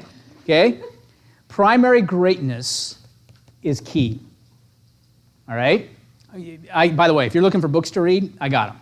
Okay? Keep throwing. Okay? Which one's in order there? We'll talk about that at the end, or if you come on up at the end, I can tell you. There's only one we're going to sign. We're going to do something a little bit different this time, because I know I assign books and nobody reads them, and that's fine. But we're going to do something a little different. We're going to have a 100K book club, basically. It's a virtual book club where those who want to, you don't have to, right? But those who want to, we're going to, I think it's mostly Tuesdays. I'll get you this schedule. Tuesdays at 10 a.m. virtually. You can do it from your fuzzy bunny slippers sitting at home, all right? Just turn your camera off on the Zoom session, all right, so we don't see you. All right, just make sure you go no camera. Choose that option, right, if you haven't made yourself up. All right, and then we'll just go through it. But there's some accountability there. Hey, look, we're going to read chapters 1 and 2 by next week. And we're going to discuss it, you know what I mean? So we're going to do a virtual book club on some of the stuff that we're going to read to see if that will help people stay accountable to reading some more. So, but there's other stuff if you've already read them that we can enhance with, and it may lead us to other things. We may continue this on forever. Because I'm a huge reader, all right? I've created absolutely zero original thought in my life, all right? And if I have, it's not good. All right, okay? So let me correct it. I've created zero original thought that's good in my life, right? I'm just a product of what I've read, people I've hung out with, all that kind of stuff, the stuff we already know. Cool? We're going to agree to grow personally. It's the biggest thing you can do. Bob, what's the biggest thing I can do? I'm just telling you. It's not the best or the most exciting thing. It's not I can't wait to do this. I can't wait to open up this book and let it fillet me again, all right? Get down and dirty with my upbringing, right, and everything else, and why am I thinking the way am I thinking? Why am I reacting that way? What has occurred in my life that's causing me to react that way? Not so I can blame my grandparents and parents, but so I can understand it, be self-aware, so that the next time I'm going to be able to respond differently, right? Okay, it's powerful. I'm telling you. I told you it's different than no bagels, all right, and no cold calling. And it's totally different real estate training. That's usually what they start with. Okay, we're going to bagel and cold call. Here we go. All right, none of that here. All right. We're going to feed off the synergy in the room. We're going to stop making and accepting our own lame excuses. We're going to live in accountability. We're going to turn off the television, okay, including, this is me, okay, It's not a TV, but I can get Netflix and Amazon Prime Video right here and anytime, any moment, any day, right? I found out by doing that swab thing that I have Nordic blood, right? So now I'm watching every Viking thing out there, and they're all over the place. There's Vikings, there's The Last Warrior, there's all these things that I can watch. I'm like, yeah, I'm wearing horns on my head, and everything else is, okay, I think I'm all that. He called me Ragnar Lothbrok, all right? You guys know what I'm talking about? Okay? So I got to watch myself. It's hard to discipline. It can suck me in. Oh, just one episode. Okay, they're all there waiting for you, and they start playing automatically, right? Dad, come in. At least make me click a button to start the next one. Jeez, right? I'm just telling you, it's not easy. Turn off the television. Live a disciplined life. You're going to get a lot of hashtags from us, all right? Even though I'm not on Twitter, but I still hashtag anyway, all right? So hashtag, there's freedom in structure. Sounds weird, right? Sounds oxymoronic, right? Things that shouldn't go together, freedom and structure, right? No, I want to be free. I want to live my own life. I don't want anybody telling me what to do, right? That's fine, right? But I can introduce you to people that are, selling newspapers on the side of the road saying they want freedom and nobody telling them what to do, right? You've got to structure so we can have the freedom. The more structured we are, the freer we become, all right? If you structure, if you discipline yourself and structure yourself to say, I'm going to do this in this time frame, now you're freer for the next 2 hours. Watch some Netflix because you've earned it, okay? Don't watch Netflix and feel guilty afterward because you should have done something beforehand, okay? Law of the harvest. Reward yourself when appropriate, right? But don't be afraid to say, nope, we do it to our kids. Here's a good thought, okay? Live like you tell your kids to live, right? I'm a good dispenser of knowledge, right? Okay? Not so good applying it to my own life, but I can tell you what to do with the best of them, right? Anybody else guilty? Or am I the only one? Me? Okay, I guess I'm the only one, all right? So I'll just talk to myself. Where's Amir? All right? The reality is we know what to do. That's the other thing. That's why this business is simple, because I'm not going to teach you anything because you already know what to do, right? The problem is not knowing what to do. The problem is doing it. Just do it. I'm going to coin that phrase. That'd be a good one. Just do it. I think I could put it on shoes, put it on T-shirts, a little swoosh. Is that a good idea? Oh, taken? That's someone took that idea? Oh, man. What's that? Yeah, right, that lawyer. Exactly. I'm sure he'll be in touch with me soon, right? Okay, but we're going to be free. There's freedom in structure. We're going to actually implement this time. Stop talking about it and just do it. We're tired of hearing you say how much production you're going to do next year. Tired of it. And guess what? You're tired of it as well, right? Stop lying. Either do it or don't, right? But don't tell yourself again, here we go. Maybe if I get the right CRM, all right? Maybe if I get the right planner. This time I'm going to get the leather-bound one. That will do it, all right? If I just get the leather-bound planner, that's going to be the miracle pill this time, right? Right? Forget that mess and just go do something, all right? Good news is we're going to show you what to do. Okay, trust the products. Here's what I talked about Marley Spoon. Okay, we're going to trust the products, follow the recipe, and not argue, right? Okay, really? Turmeric? Okay, all right.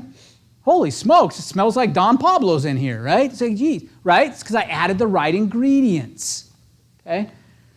Ooh, here's a good one. Consistently evaluate your progress. Trip to the moon, see that hashtag?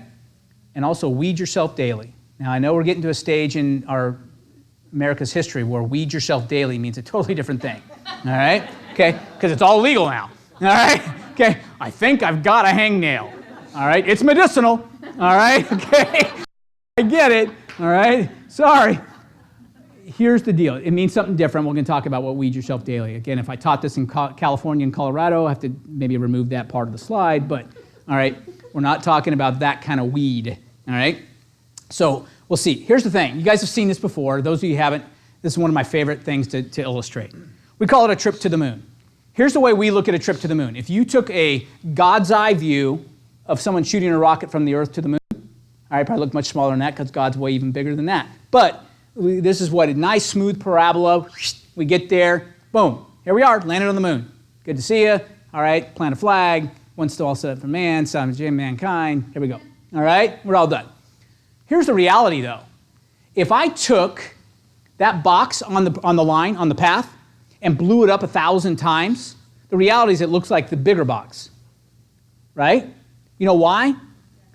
They're constantly making adjustments. We think it's a nice, smooth trip. Hey, just say, put in your coordinates, put it in GPS. Okay, put moon, try it. Does it work? Somebody put it in a Google Maps, moon, and see what you get. All right, it's probably get you some bar around here or something like that, all right?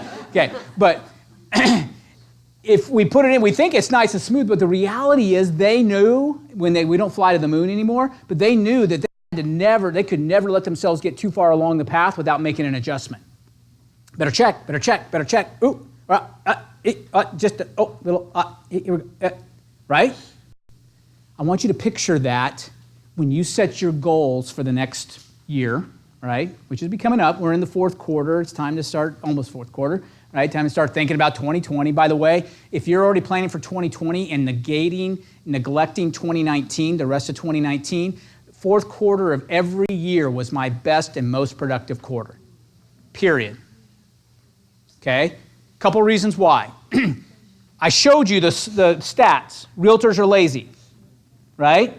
Guess what? They get really lazy in the fourth quarter, right? The more you dig in right now and sink your teeth in and say, dadgummit, I'm going to take business away. I'll tell this quick story. I told it in some of the growth sessions, and I'll take 2 minutes to tell it. So I was at a traditional office when I got in real estate. It was a Prudential office, which now kind of morphed into Berkshire Hathaway's, right? They've kind of gone through the gamut. But it's like just think of a Berkshire Hathaway, Coldwell Banker, one of those more traditional offices, right? Well, we had mandatory weekly office meetings every Tuesday morning. How we got away with mandatory meetings when I was an independent contractor is still beyond me, but whatever. I was young and stupid and just listened to him. I'd say, okay, come, right? So I come. Now, this is the time when we had to, 1994, 1995, we were handwriting our deals on the whiteboard, right? So when you got a deal, you'd put it up on the whiteboard. And I was selling already a lot of homes. In a year and a half, I got to selling a lot of homes. Why? Because I was selling $60,000 homes. And when you sell $60,000 homes, you better sell a lot of them, all right? And so I was just churning and burning, man. I was first-time home buyers. I don't care if you have, reach in your pocket. 2 nickels, we're good. You got 2 nickels to rub together, I can get you a loan. Here we go, let's go make this happen, right? I was finding down payment money, bond assistance, I was doing it all. Figuring out I would negotiate deals, get all the closing costs paid. They'd put $100 in, is that earnest money, right? $100 in earnest money. They'd pay for their $45 termite report because it had to be paid up front for some reason, most of them at the time, all right? And at closing, they'd get $145 back. Right? It's awesome, all right? VA deals, I was cranking them along, right? So I was writing these deals up there, and these 2 old guys, you guys remember the Muppet Show? Yeah. Okay? Remember the 2 guys sat in the balcony? All right, the 2 old guys? Statler and Hilton. Okay, I didn't know their names, all right? Statler and Hilton, all right? Okay, so they would sit up there, and they would just, right, berate everybody that's on stage. That was the worst thing I ever heard, right? Remember that? They had all, hair growing out their ears. The Muppet Show was hilarious, right? So there was these 2 guys in this office, about that age as Statler and Hilton, right? And in my mind, every time I walked in, I pictured them as the Muppet guys, right? I never saw their name on the board, right? They were always in the office, which is why their name was never on the board, right? But they had all sorts of advice for me, young in the business, right? Talk about being young in the business. I wish somebody would have bubble wrapped me and kept me away from them. So instead, I had to bubble wrap myself, right? So I'd sit down. We always sit. It's like church. We'd all sit in the same spots every time, right? They can pretty much take attendance in church because they know where your pew is, right? My mom, rest her soul, right? So talk about being very receptive of newcomers to a church, right? Church should be welcoming visitors, right? There's somebody coming to church for the first time. Let's welcome them with open arms. My mom, excuse me, that's my seat. You believe that? It's like, come on. There's other funny, so there's one other story about my mom at church. So this is after I moved away. I got out, I left, I graduated high school at 17 and a half and was gone, right? Came back a few summers just to say hey, and, but I talked to her from a distance, hey, great, thumbs up. But so she's at church, and she'd had a couple heart attacks and was on a dietary restrictions. So I get a message back at home, Jeanette and I are already married. Hey, Mom had a little incident at church, and she's all okay now, but she passed out at church and so on and so forth. So, okay, well, everything all right now, and everything's good. Well, we found out later what happened is that my brother-in-law and sister go to the same church, right? They lived in town, and she's on these dietary restrictions, and she didn't pass out. Well, she did, but she passed out because she was choking because she was sneaking a donut. They always have donuts at church, right? And my brother-in-law walked around the corner, so she shoved the rest in her mouth, trying to swallow it, and ended up passing out, and they got her rescued. So, all right, we can rest her soul, God bless her, right? All right, she's in a much better place now. Okay, so here's reality. All right, so you guys, so we're going to have a great fourth quarter. Good news is you're here. I'm going to show you how to have a great fourth quarter while everybody else is too busy saying, I can't sell. Those guys, when I walked in, it was the Tuesday before Thanksgiving, right? And they called me McDougal, all right? Hey, McDougal, did you sell another $40,000 home? And I'd say, nope. And they'd say, what happened? I said, I sold 3 of them, all right? Because if you can sell those homes, you better sell a lot, right? So, I'd put them on the board, and I'd sat down, and they said, yep. It's over. I said, what? They said, yeah. Oh, that's right. It's your first year in the business, huh? I said, well, yeah. He goes, yeah, you don't know. Nobody buys after Thanksgiving. No. And I'm like, man, nobody buys from you, period. January 1, right? Okay. I haven't seen you put a deal on the board ever, right? I said, but I kept it to myself. Right? I was able to control the gap, right? I had a gap between stimulus and response, and I chose well that time, right? So I slowed it down, and I said, really? And they said, yeah, nobody. People are just too busy with the holidays and they got other things going on that no one's ever dreamed. I thought, okay. And I just started introducing myself to some of the books, teaching me what I say to myself matters, what I hear matters, the thing I put in matters, right? And it affects my activity, right? Input equals output kind of stuff. And so I literally, guys, at that meeting, they were behind me.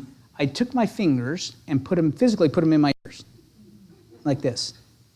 And they said, what are you doing? I said, I can't afford to hear that. I said, I don't have enough in the pipeline to get me through the end of the year. I said, so it maybe it is what it is. So right then and there, I decided, you know what? I'm going to dig in. Because it sounds to me, I didn't have statistics to prove me that I do now, but it sounds to me that realtors already know they're lazy. I've only been in the business about 5 months, but I know they're lazy, all right? But now I know they're really lazy come November or Thanksgiving time. So Friday, Black Friday, when everybody else is doing their thing, right? Open house. Saturday, open house. Sunday, open house. I started hammering these things. Count them, 7 deals, 7 transactions, contract to close, okay? From people that didn't know me and I didn't know them, right? From that Tuesday forward, before the end, and close before the end of the year. What? How? Here's the thing. Here's my sales pitch on closing fast. I was selling $40,000 homes, guys. $40,000 homes are assessed for $32,000, $28,000. That was the assessed value. If I could get them homestead exemption, $25,000 off of $28,000. Matter of fact, sometimes it was the only way I can get them qualified. The debt-to-income ratio was going to be out of whack if I didn't make their taxes essentially zero, right? And if we didn't close by December 31st and we waited till January 2nd, then we lost homestead for the whole year and they wouldn't qualify. So that was my whole sales pitch. When they come in, I talk to them, hey, Lucky, you know what? You want to get it done? It's time to get it done now. I can get it done, but we got to get it done now. Okay? What do you mean? Well, here's why. And I have evidence to show them. Here's why we need to do it. Okay. All right. You know, my payment's going to be $312 a month? I said, yeah. Trust me, I was selling these homes. They're $312 a month. P-I-T-I. It is, exactly. All right, check your Florida power bill, Duke power bill right now, right? It was like, yeah, and so we didn't have an efficient AC. He's like, holy smokes, that's great, but my power bill's $280. I was like, well, we'll deal with that later. All right, I got paid my commission, I got done. All right, I don't get paid commission on your power bill. I get paid, I'm just kidding. All right. No, I was not commission breathed. I'm just, okay. So the reality is, though, is that we're going to hunker down and make Q4 great, if you want to, all right? Half of you will. The other half aren't coming back next time, all right? We know that. Just look to your right, look to your left, all right? They won't be here, all right? It's okay, all right? It's no problem. We're not going to judge them by any stretch. It's their choice, right? I am where I am today. Choices I've made and will make in the next hour, right? You know the other thing, other than celery juice, I've been going on mini fasts every day. Okay? Basically, I stop eating at 7:30 at night. Eating. Now, last night, I was watching the Rays game and got running late. September baseball gets long because they all have 42 pitchers in the bullpen. So they all change pitchers every third pitch, right? It's like, okay, changing up. So I was watching, but it's an important game. The Rays are on a playoff push. I'm a big Rays fan, so I was watching them. All right, but I started getting hungry. 9 o'clock. That's my stomach, all right, knocking at me saying, hey, you know what? You worked hard. You did your workout today. I said, I did. I said, you know what? You deserve. You need just a little. I said, no. So you know what I did? And Jeanette taught me this. I went and made myself some chamomile tea. Okay? A little vanilla chamomile tea. All right? No sugar, nothing else added. And it quenched it for the time being. And I told myself, you know, I'm going to go to bed starving. Right? Like I'm like wanting to call and order a pizza right now. That's how I want to, but I'm going to challenge myself because I know humility is the mother of success and discipline is the father. And if I can be disciplined in small things, I will reap rewards in big things. Right? So it's not easy. I'm telling you, I get it, right? I feel your pain. I'm drinking one of our commitments later on, you're going to see, we're going to drink a lot of water. What? What does it have to do with selling real estate? Nothing but everything. Right? It's the truth. Well, drinking water? Yes, drinking water, because you're going to discipline yourself. Because guess what? I have now learned, I'm drinking like 128 ounces of water a day, because I've gotten on the habit. But before, I was like forcing it down, all right, just because but now I'm seeing the benefits. I like how I feel when I do it. I'm seeing the results, everything else. But don't get me wrong, given a choice, water or Dr. Pepper, I don't know what's in that, but there's crack. All right, okay? I guarantee there's something in that Dr. Have you ever seen like in Thin Mints when the Girl Scout cookies come out? They always put the ingredients, somebody always puts in their crack cocaine and say, I knew it. Right? I knew that's why they were so addicted. All right, trip to the moon. So what we're going to do is we're going to, this time, consistently evaluate our progress. We are not going to allow ourselves to set our goals on January 1st, put them away in a lockbox, never to be seen again until December 27th. That's what we normally do.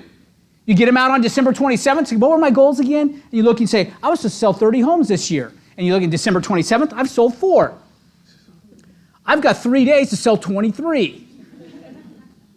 Say 4, 26. Where's my math? Okay? 20. Okay, it's not going to happen. Right? Too late. If they waited that long, they'd be over here. Right? Nowhere near the moon. They can't wait that long. Neither can you. We're going to do it on a weekly basis. We call it the Sunday night ritual, where every Sunday night we're going to check our progress. We're going to take a look and say, hey, what did I say I was going to do? And how did I do? All right? And based upon that and where I am overall in my global goal, let's reset goals for this week. Let's map it out as best we can. Joseph, my oldest son, is in 11th grade now. He's in Florida virtual school. He's killing it. Not every kid can do this, all right? But he's taking his classes virtually, AP courses, all sorts of stuff. We have a Sunday afternoon, because I'm usually flying home from Nashville, all right, before I leave. We sit, and it takes us 7 minutes. We map out his week. Hey, you got tennis on this day, you got this here, you got he called them DBAs, I can't remember, it's like a personal phone call with the teacher. He has a DBA on this. He's got live lessons that he has to attend on certain, you know what I mean? So we get it all mapped out in his thing. He is learning a Sunday ritual to say, you know what? Okay, I've learned waking up on Monday saying, I hope this week's productive. Doesn't work for me, right? It does. I just can't. It's not. The results were not there, right? I just got my MBA, and one of the things I did is it was a challenge for me. Why? Because I'm busy. Number one. Number two, I hadn't stretched my brain in a while, and that was one of the things I needed to do. So I got my MBA. It was an MBA with emphasis in finance. It was great. Tickled my math brain. Loved that aspect of it. But more importantly, all right, Joseph would tell me, hey, but Dad, Mom's had her MBA for years. Right? I'm filling out these college stuff, and they're saying, you know, the education level of your parents. And Mom's 4-year degree plus, master's level. and I'm a pretty challenge score kind of guy, right? Okay, all right, to tell me much, all right, here we go. But in doing that, all the college courses I had to choose from in my MBA, none of them were titled How to Run Your Business Flying by the Seat of Your Pants. None of them. Or the willy-nilly approach to business, right? Yet we try and do it every day, right? I hope this works, right? Well, why would it work? Have you studied it? Have you investigated it? Are you running your business like a business, all right? Tough questions to answer. All right, here we go. Oh, by the way, Weed Yourself Daily just comes from a quick story. So I'm at the home I'm not in now, but the home I was in the Nashville area. I was uphill. We had these really long driveways, and I was uphill from my neighbors across the street. And the neighbors across the street, we all had like, at the end of our driveways, had like quarter circle flower beds, right? So, coming into where the driveway is off the street. And our mailboxes are in one of those quarter circles. I had two neighbors.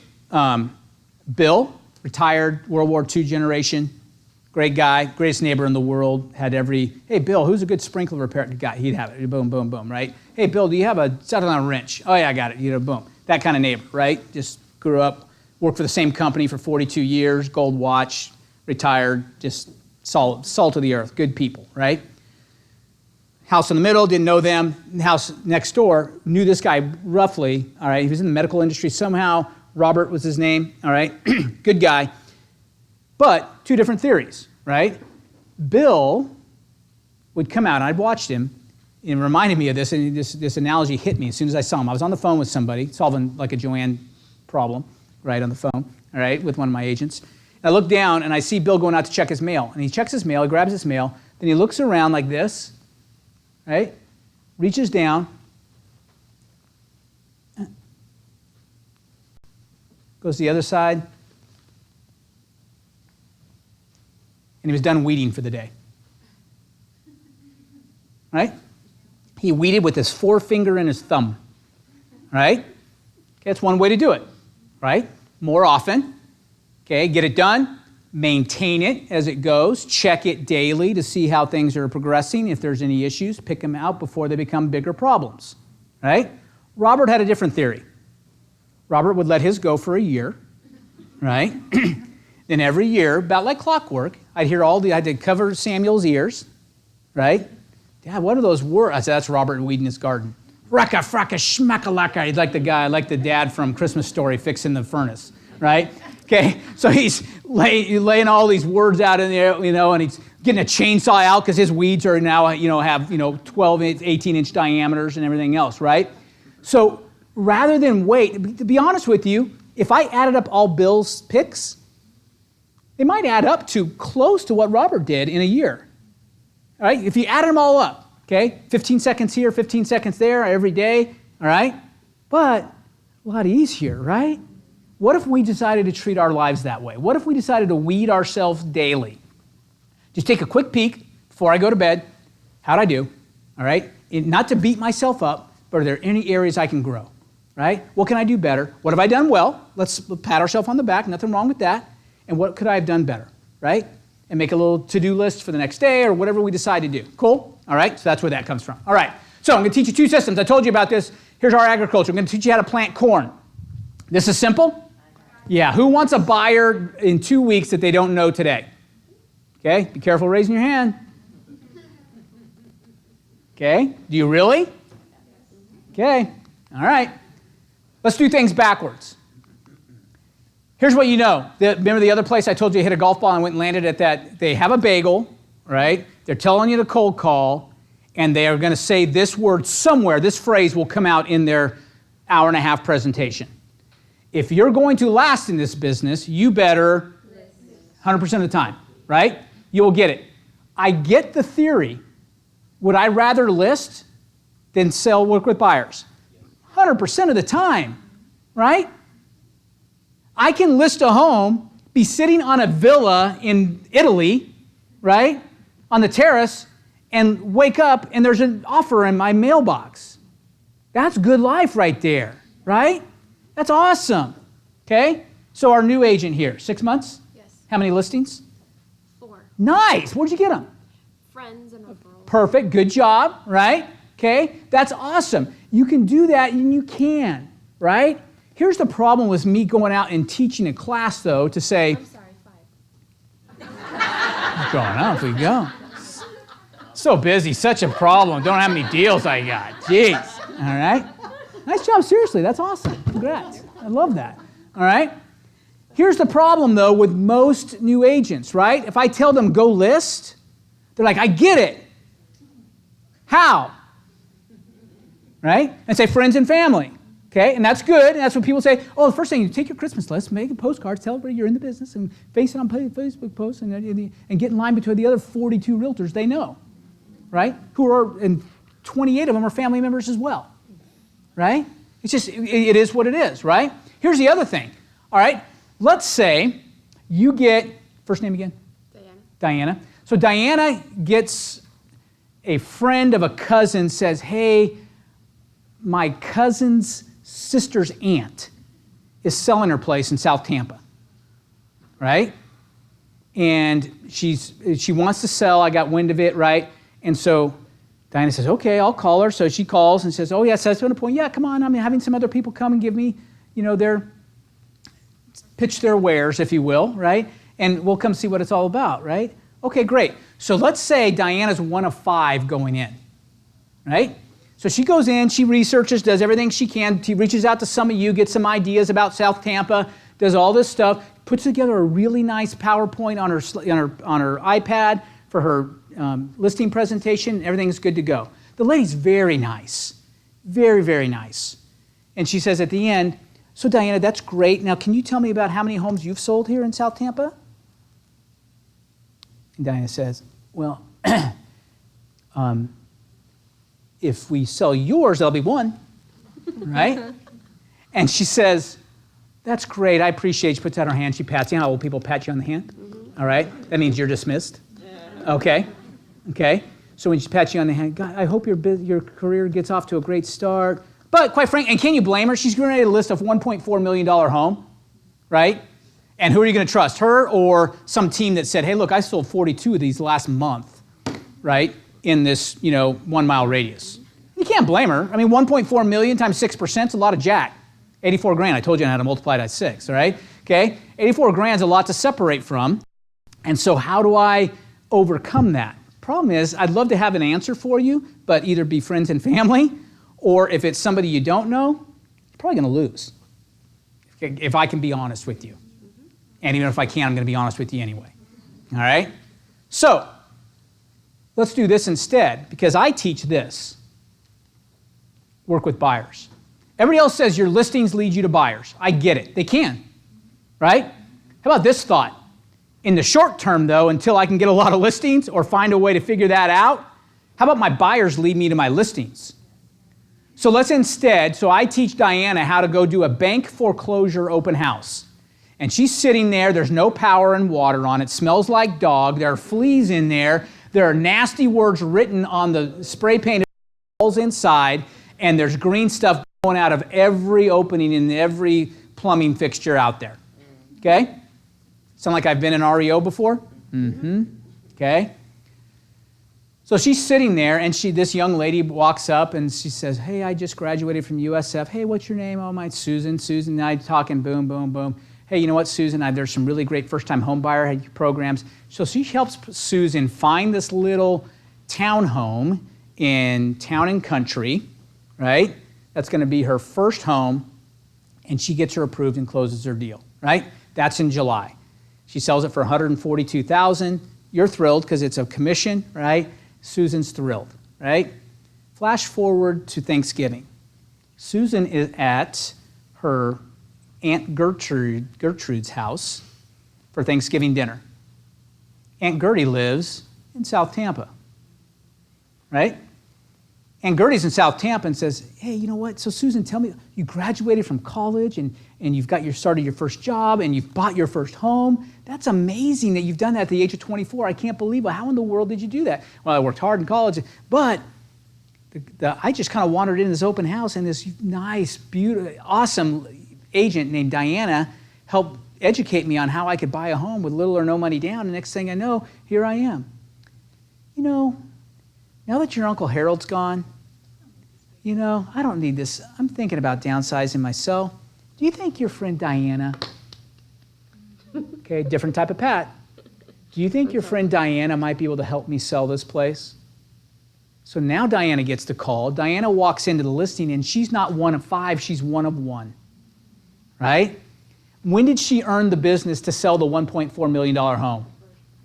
By taking care of niece Susan. I can't tell you how many times in my career that occurred. I was new to the area. I didn't know anybody. I didn't have 48,000 frat brothers to sell to, right? None of this was occurring in my life, right? I had to figure this out, all right? I had 10 weeks in the summer to see if I could sell or go back to teaching geometry, right? That's all I had. I had to make it work.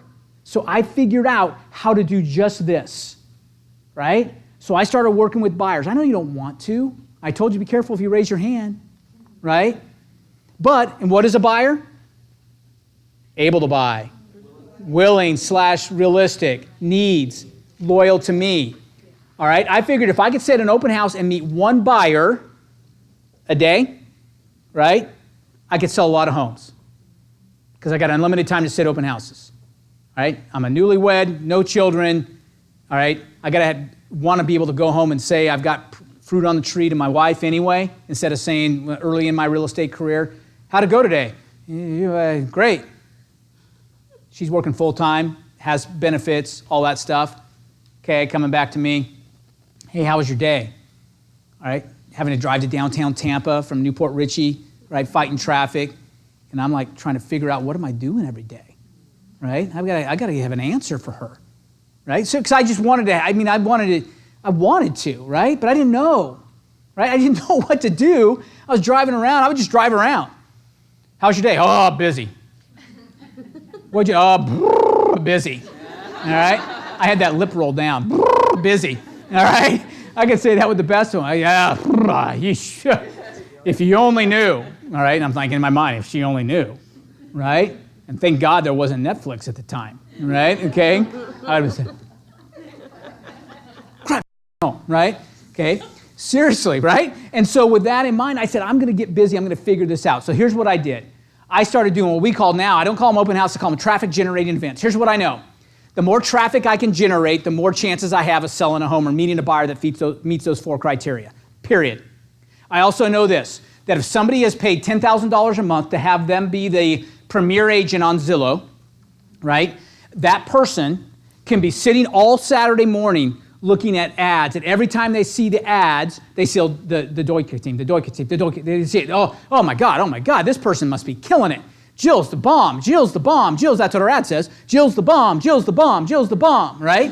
Okay? All day, all morning long. They get in and say, hey, John, are you going to go get the rings that go around the sprinkler heads at Lowe's? Oh, yeah, I told you I'd do that. He gets in his car, sees bank foreclosure open house on my sign, walks in the door. I get eyeball to eyeball with John. Who's Jill?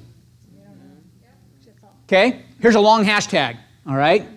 Eyeball to eyeball beats pixel to eyeball every day of the week. Okay? If I can get eyeball to eyeball with somebody, I'm going to win. Every time. I don't care how good your Facebook ad is. I don't care how good your glamour shot is. I don't care how if you have the jacket thrown over the right shoulder, all right? And you got that little ding coming off your tooth. Ding, right? Okay? I don't care. None of that works when they get a chance to meet me in person. Why? Because when they walk in and they meet me in person, I'm their problem solver. Just ask me, right? I'll tell you how much of a problem solver I am. I've got 1.5 minutes to convince them that they've met their last realtor. And I got good at doing that, all right? And I can teach you how to do that if you're willing to grow and learn and be what you need to be, right? So that you can stand up with confidence, walk people. Here's what I did. People would start walking in the door. I'd say a quick prayer. I told you I don't hide that. I'd say a quick prayer. Lord, help me be a blessing to them today. Help me solve the problem if they have a problem. And when they'd walk in the door, I'd answer their question with confidence. And in my mind, I'd say, they've met their last realtor. They've got to convince me to work with them. They're lucky if I choose to work with them. And I had a spiel, and by the way, it's on the Facebook page, the 100K Facebook page. I'll find it and put it up there. But one agent and I went back and forth, did a quick little, hey, look, what would you do in an open house? And we'll do it again, all right? But at the end, I just tell them, hey, here's what I do. I'm just becoming really good. I found that most people, biggest hurdle is down payment. So if I can help you find that hurdle, I can usually find a monthly payment that's going to be less than what you're probably paying in rent already. So I've gotten really good at working with buyers in that aspect. And I love working with people, love helping them solve that problem. However, I got to have some things, because I work with so many people, that I've got to make sure they meet these 4 criteria. And I would tell them that 4 criteria, right? That including loyal to me. What does that mean? Well, it means this. All right, first name again? Irma. Hey, Irma, that's right. Hey, Irma, you know what? I'm glad we had a chance to meet. I got other people here, but here's the thing. Here's what loyal to me means. It means that if there's a chance that you're going to go home, tell your mom that on a phone call that, hey, you found somebody that thinks they can actually, help you buy a home and you never thought or dreamed of it, that your mom's not going to remember that some distant cousin has a real estate license. Because if that's the case, good for you. I hope it works out for you, but I need to know that now. Fair enough. I mean, because quite frankly, I can't work for free. I don't know if you know how the real estate business works. By the way, you have to educate first-time home buyers on how it works. They think you're getting your broker's paying you a salary, right? Which we all know is not the case, but they don't know that. So I tell them that. Hey, look, I don't know if you know how this works, but I don't get paid until you get a home, right? And so I could spend a lot of time if this falls apart at the very end. So I have a vested interest in helping you achieve your goal. But because of that, I can't have you do this to me, right? And I would tell them that. All right, so if that's the case, I get it. If you're going to find some long-lost relative that has a real estate license that you feel obligated to because it would make for an awkward Thanksgiving dinner if you don't use them, I get it, but tell me now before I spend too much time. Okay, and I would have these conversations. You guys don't. And you guys whine and complain about why it doesn't work out for you, right? You whine and complain because you have them fill out a open house guest register. Burn those. Burn them. Do you want me to call you? Okay, and do you want me to call you? Matter of fact, Joanne, if I already got my lender on the phone. I think we're good to go here. You've met quality number 1, right? Sounds like 2, 3, and 4 are in line as well. But because of that, what we need to do is go look at houses on Tuesday. By the time you get home, all right, I got my laptop here. You're going to have a list of about 10 or 12 properties that fit your criteria. You can take a look at them. What I'd like you to do is on Sunday and Monday, drive by, take a look at the outsides, because I know that out of those 10, you're going to look at 8 of them and say, nope, I don't like right garage doors, right? I got a feng shui issue and I need the garage door on the left, right? Good. Okay, let's weed that out, so let's not even make an appointment to see those, right? And we're going to look at left-hand garage. That's going to help you better, but let's go look at property. So if you've got a buyer, you're showing them property, period. If you're not showing them property, they're a fantasy. Quit lying to yourself and pretending like you have 42 buyers, because you don't. Got it? All right? Okay, some more toes. Get your toes out here so I can step on them some more. All right, good deal. All right, traffic generate. And by the way, the more people I get coming, I mentioned bank foreclosure. That's what I discovered. I discovered bank foreclosure open houses because they generate more traffic, right? People think they're going to steal a home. Hey, I saw an infomercial last night. It says buy a house for $1. Is this one of those? Hey, I heard that you can get these for 40% of value. Is that true? No, right? But I met them. Now I'm eyeball to eyeball with them. Right? I would laugh with them. Hey, if you can find something 40% undervalued, let me know. I'll say, yeah, I'll let you know after I did it. Right? Say, you wouldn't say that. I said, sure I would. I would have fun. All right? I'm sitting in these bank foreclosure open houses. People say, why are you sitting out here on the porch? I said, you go take a whiff and tell me. Right? I said, I'm not sitting in there. I said, I got an issue. I don't have asthma, but I will if I stay in there too long. Right? Okay? It's just, I would just have fun with the whole thing, right? Just make it a good time and just engage these people and become their friend, right? And they may not even think, we're not going to buy. But I'll tell you this, John, all right? If we do buy, that dude's him, all right? That dude's our realtor. I like that dude, right? Know, like, trust, right? People do business with people they know, like, and trust. If I get eyeball to eyeball with you, you now know me, okay? If you get eyeball to eyeball with me long enough, you're going to like me, all right? Why? Because I feel that. Right? Because I had my celery juice this morning. All right? I didn't have an Egg McMuffin. If I had an Egg McMuffin, you may not like me. But I had celery juice, so you like me. All right? Why should you like me? Because I'm disciplined. Right? Who should you? I mean, here I'm going to step on some toes. You got purple hair, green hair, purple hair, you tatted all up. God bless you. I love that you're tatted. All right? You're expressing your individuality. That's awesome. Are you going to offend some people, or are people going to think, am I really going to trust a $4,000 escrow check to them? Right? I'm just telling you, they look at your car and it looks like a bomb blew up in there, right? I'm not saying you have to have the fancy car. You just got to have a car that looks like it's put together, right? Yeah, but you know what, Florida, I'm the flip-flop realtor. That's great. I get it, right? That's cool, right? Be the flip-flop realtor. We have a little more latitude here in Florida than we normally do. But I'm not trusting you to help me buy a home, period. And if you don't like it, deal with it, all right? The dude didn't like it when he had the top button done with no other buttons, flannel shirt, all dressed up with a hairnet on. Is it fair that people treated him differently? I don't know if it's fair, but it is, right? So with that in mind, and if you're got one shirt, half of your shirt tucked in, the other shirt not, hanging out, looking like you just rolled out of bed, and you expect people to engage with you and be excited to be in business with you, please, right? Quit lying to yourself. I've got a great looking group here. I'm just telling you, I see it so often. People are fooling themselves. They're not doing the things necessary to engage and attract people. Because I'm teaching you how to not chase, but to attract. But we've got to be attractive, all right? Bank-owned open houses we talked about. We got to get good at converting the business when they walk in the door, right? And I know I'm running a little bit late, so if you need to leave, go. All right, I get it. I'll be done in 7 minutes, fast. Become an expert in investor buying. You better know that stuff. You're going to do bank foreclosure open houses. You're going to get investors walking in all the time. Here's the thing. If they're a buy and flip investor, have a great day. All right? Hey, God bless you. I'm glad Ron LeGrand rolled into town and you paid your $8,000 for his seminar. But the reality is how to buy money with houses with other people's money. You've heard those commercials. Sunday, coming to town. Ron LeGrand, here we go to the fairgrounds. Come on, right? Okay. You know when they've rolled in, all right? And they're on a tour and they're all coming out. By the way, buying houses with other people's money, everybody but this young lady, Natalie, okay? We do not allow assignable contracts, which is what wholesalers are. If you're doing a wholesale deal, don't. If you think you've got an assignable transaction, you have to run it up the flagpole by me. There are times when people do assignable deals that make sense, right? Why? Oh, I just buy these and I put in my name personally and then I assign it to an LLC. I'm going to create an LLC called 123 Main Street. Okay, fair enough. Great answer. I've done it myself. I understand why. You get my blessing, all right?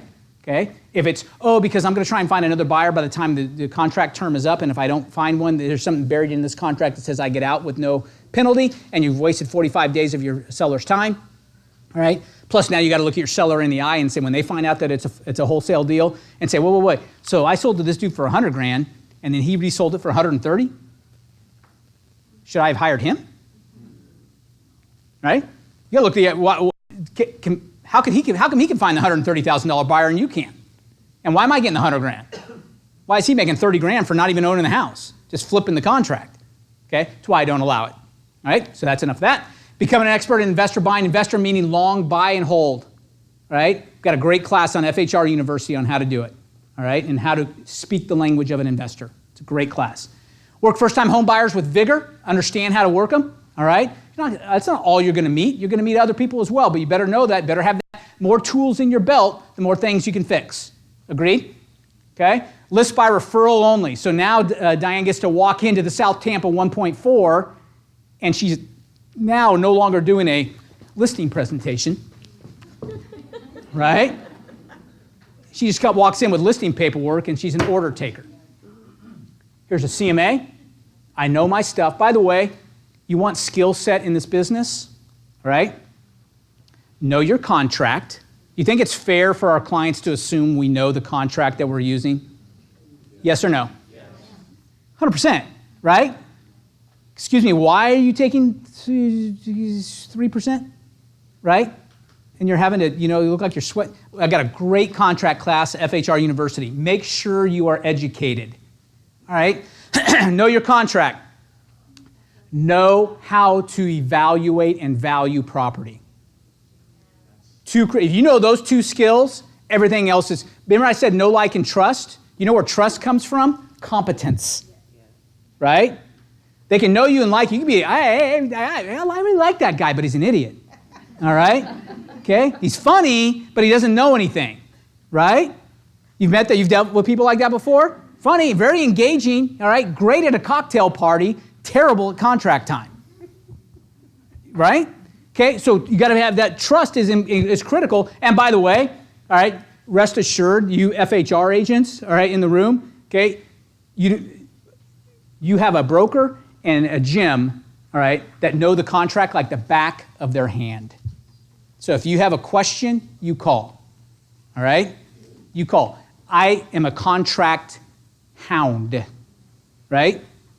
Because I know my contracts. If I'm going to expect my agents to know their contract, I expect myself to know the contract as well. All right? So that's one thing. We're going to list by, so she walks in, orders, takes the thing. Got it? Okay? Here's the second one. This is simple. So here's the longevity part of it. Okay, my whole career was built on corn planting. Why do we call it corn, by the way? It's a fast sow to reap cycle, right? You plant corn, if you ever planted corn, but you plant corn late May, early June, you're eating corn by late July, early August.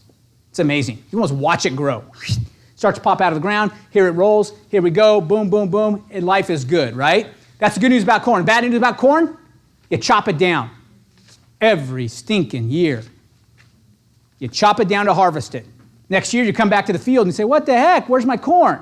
Corn says, where's my seed, where's my water, where's my fertilizer, I said, really? Every year? And the field says, yeah, every year. Okay. Now, all I did was corn, but I did it well, all right? If I had somebody that guided me, I would have done a better job at this next part. Because I'm going to also teach you how to plant what we call orange trees. These orange trees are better. Orange trees are way better because they become a lifelong source of business, not a one-time deal. They're not an annual, they're a perennial, right? And so once we get they take longer to get producing fruit.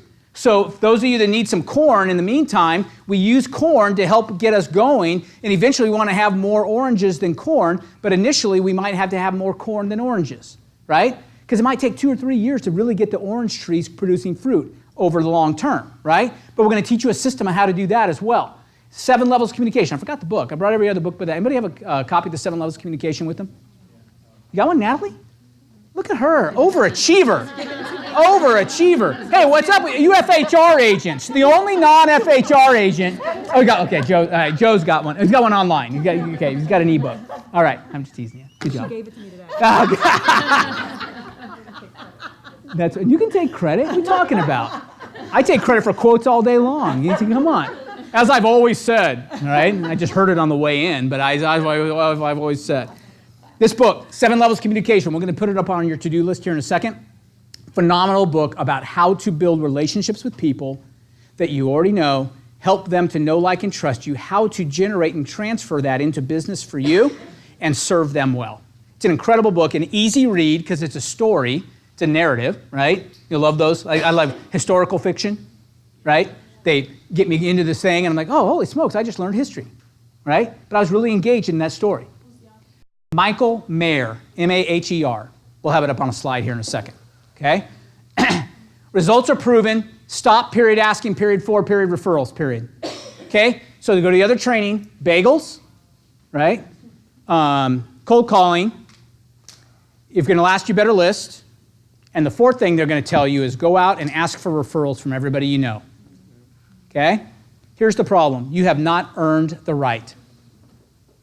You are asking for referrals from people you have not earned the right to ask of. By the way, I just ended a sentence of preposition for you Miss Thistlebottoms out there. Guess what? That's a fallacy. There is no rule that says you can't end it. Only Miss Thistlebottom says that you can't end a sentence of preposition. True. Look it up. All right? Grammarly. Ask them. All right. Okay. Telling you. So, 4th one is they're going to tell you have to ask people for referrals. Here's the problem. Every time I call Joanne, we're friends, and I just got in real estate. Hey, Joanne. Hey, did I tell you I was in real estate? Hey, did I tell you? Every Facebook post, oh my God. I'm sorry to tell you. Okay, picture her in front of it. Okay. Pretty soon, Michael Maher in his book says, if you ask for referrals too often without earning the right, you end up in the NFL. No friends left. Right? Don't believe me? Go get in a multi-level marketing business and see what happens.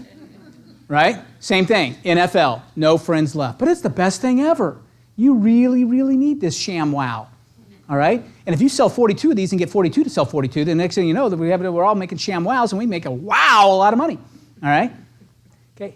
No friends left. We don't want to be there. We want to earn the right to get referrals. So we want them coming in rather than us going out to get them. This book's going to show you how to do it. Focus on people and relationships, right? We're going to go dig deeper with a few rather than shallow with many. Okay? This is not us posting a billboard out there. All right? God bless you. If that's what you want to do, you want to go to the bus bench, bus side of buses and all that stuff, okay, then you might want to get a law degree and join Morgan & Morgan, all right? But, all right, if you want to sell real estate, I suggest you go other directions. It's cheaper anyway. In essence, you're going to stop selling and start attracting. All right, so here's committed. This is simple. I got this. Here's what you're going to agree to. You got to have an accountability partner. Without it, you will fail. Period. Got it? Everybody understand that? Can I get a nod at least? Yes, okay. Without an accountability partner, oh, Bob, I'm self-motivated. Well, that's gotten you where you are today. I am where I am today because of the non-accountability I've done. All right? Okay? So you've got to have an accountability partner. Meet with your accountability partner and one person in between. So I want you to work on finding that person now. We're going to meet 2 weeks from now. I want you to find someone. It doesn't even have to be in this group. It can be outside. It doesn't have to be in real estate. But find an accountability partner who's going to truly be an accountability partner, not someone who's going to blow smoke up your backside and tell you what you want to hear. Right? I need somebody that when I meet with them, all right, I'm going to say, hey, Sean, all right, last time we met, you said you were going to do A, B, and C. I see you got A and C done, but B didn't happen. But nowhere in our agreement did you say that you were only going to do all three of those if and only if your wife didn't get strep throat and the kids all got strep throat and you had to take on all these extra duties. I get it, life happens, right? But, Well, what happened was... yeah, I get it, right? Okay, I understand. Yeah, but if you only knew, I get it. I've done it. I do it all the time, right? You got to have an accountability partner who's going to call you on it and say no. One of the best accountability techniques I've heard is you get together your accountability partner, write them a check for $500 and says you can't cash that, but if I come back and I haven't done A, B, and C, you get to cash it. Uh-huh. Right? And not allowed to put stop payments on it either. All right? Okay? Do not allow for anything to stop you from taking the steps. Refuse to allow yourself, your accountability board, the group to make excuses and succumb to the lack of effort. Just make sure this is the quarter. Not this year. This is the quarter it's going to happen for you. Right? If you decide, again, half of you are not coming back, so that's cool, but the other half that want to, when you come back, we're going to hold you accountable. Let's do it. All right? Here's your commitments, okay? You didn't have to pay me anything to get in the door, did you? All right? You even got your book given to you. Holy smokes, what excuses do you have? All right? Okay, so because of not having to pay anything in the door, here's your commitments to me. You got to be willing to change. All right? You got to commit to personal growth. You got to admit that you have some flaws and that there's some things that need to change. All right? Some habits that we need to change. All right? I've gotten some bad habits doing this. All right? 9 o'clock, pretzels and cheese and everything else that, snack time, oh, it's a baseball game. But it's only when the Rays are in the playoff push. Only when the Lightning start their season. Only when the Bucks are on. Only when SportsCenter's on, which is all the time. Right? Okay? See, I can find all sorts of reasons to throw stuff in my mouth, right? And I'm not saying, by the way, discipline in all areas, right? How I think, right? Only when... Okay, now I'm getting personal, right? Okay, weight is something we all can see. Luckily for us, we don't all have bubbles over our head that tell us what we're thinking or tell the world what we're thinking, all right? So I gotta be careful. Be honest and accountable. Agree to read 1 book a month. Those overachievers are gonna read more than that, all right? Right now I'm reading probably anywhere from 4 to 5 a month at any given time, all right? Just digging in, bits and drabs and pieces at a time, all right? How do I do it? Less Netflix. Okay? It's commitment. Yeah. Well, I love the looks on people's faces when I put this one up there. Impossible. Jill, we got a blended family. I've got kids that I didn't have 3 years ago. Then all of a sudden, I've got all sorts of issues coming out. You don't know, 8 hours of sleep? Impossible. Right? Let me follow you around for a day and I'll find you your 8 hours of sleep. Telling you, I had to do it to myself, right? I had to say, hey, you know what? I'll record it and watch the rest of the game later. I need my rest because proper rest is the foundation of good health. Good health is the foundation of success. You can't be successful if you're laying on your bed hacking up a lung. Okay? It's true, right? I've been there. In the book, you're going to read it. They talk about success suicide. Right when he gets his business rolling again, all of a sudden, things start to kick in, and all of a sudden, the worst summer cold he's ever had in his 32-year career is here it is, right? So we got to find a way. Drink 64 ounces of water a day, okay? In addition to sleep, probably the best thing you can do. And thank God I didn't make it 64 ounces of celery juice. All right? 64 ounces of water, 30 minutes of cardiovascular exercise 3 times a week. What does this have to do with selling real estate? Nothing, but everything. Once again, all right, if I'm going to go ask you to follow me, and when I say follow me, I'm not talking to you as realtors. I'm talking about you as realtors saying that to a potential client, right? I am your solution, right? But how can I say honestly, I am your solution if I'm not disciplined and if I don't feel good about me? And I just know this, I feel better about me when I walk out the door and my pants fit. It's true, right? You're like, holy smokes, I'm getting you, right? And all I can just see flashing is where I wrote down I am where I am today because of choices. I was like, oh my God, right? Okay? But when I am disciplined in what I do, I walk out, I'm like, damn straight you should do business with me, right? Who else are you going to choose? Bacon juice boy, right? Okay, or me. Seriously, right? And this is you think I'm glad I don't have thought bubbles above my head, right? Because this is the way because, you know, you're right, they should do business with me because I've got what they need. I am a solution to their problem, right? Totally changes the attitude instead of, oh, I hope they like me, I hope they want to work with me. Okay, no, I am the solution, right? Talk about affirmations. The book's going to teach us about affirmations. Write that one down. I am the solution. I'm trying to grow my Orlando and Jacksonville business. They've been stagnant at their numbers, right? Okay, agent counts. I'm calling people. I'm doing a little bit of cold calling. I got a target market. I know how to get their numbers and see where they are, and I know the person's going to benefit the most from our system. But when I do it, before I make that call, okay, first thing I say to myself, I am the solution, right? These people are wondering how they're going to take a vacation this year. They're wondering how they're going to hire a personal assistant. They're wondering how they're going to grow their business. They're wondering all these things, and I am the solution. Totally changes my attitude when I call them, right?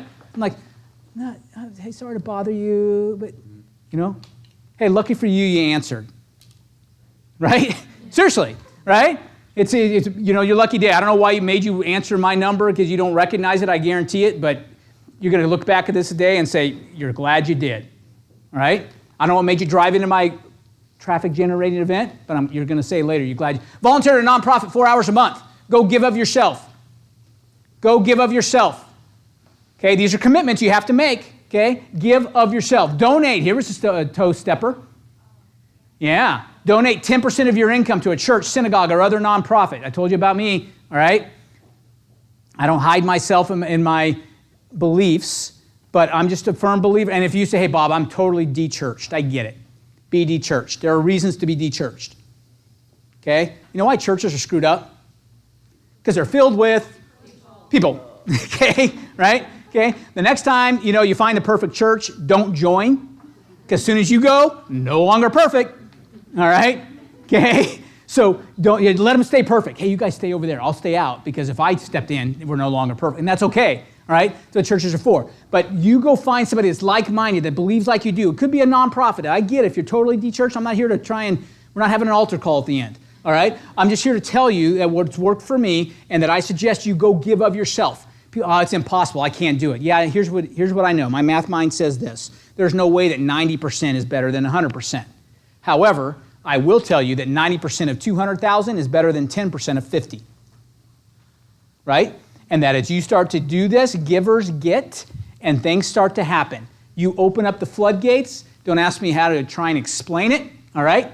Just is. All right, I can just show you results. Worship once a week at some type of church, right? I prefer corporate worship. Again, you're de-churched, don't do it. But like, what? This dude is whack, right? What's he talking about? Why does this have to do with anything with selling real estate? You go hang out with like-minded people. You need to find a group, not to get business from it. You're not going to, hey, I'm going to sign up to be a greeter, right, at church. I'll slide my card in every time. Hey, right? Hey, right? That's not why we do this. I'm not talking about that. All right? I'm just talking about go be in fellowship with people, right? And by the way, be in fellowship with each other. This business can get lonely if you let it, right? And if you get lonely enough, you start watching Netflix, right? Instead, be accountable and go hang out with other people, all right? All this is going to require discipline and accountability. It's not going to be easy, but it'll be a defining moment in your life.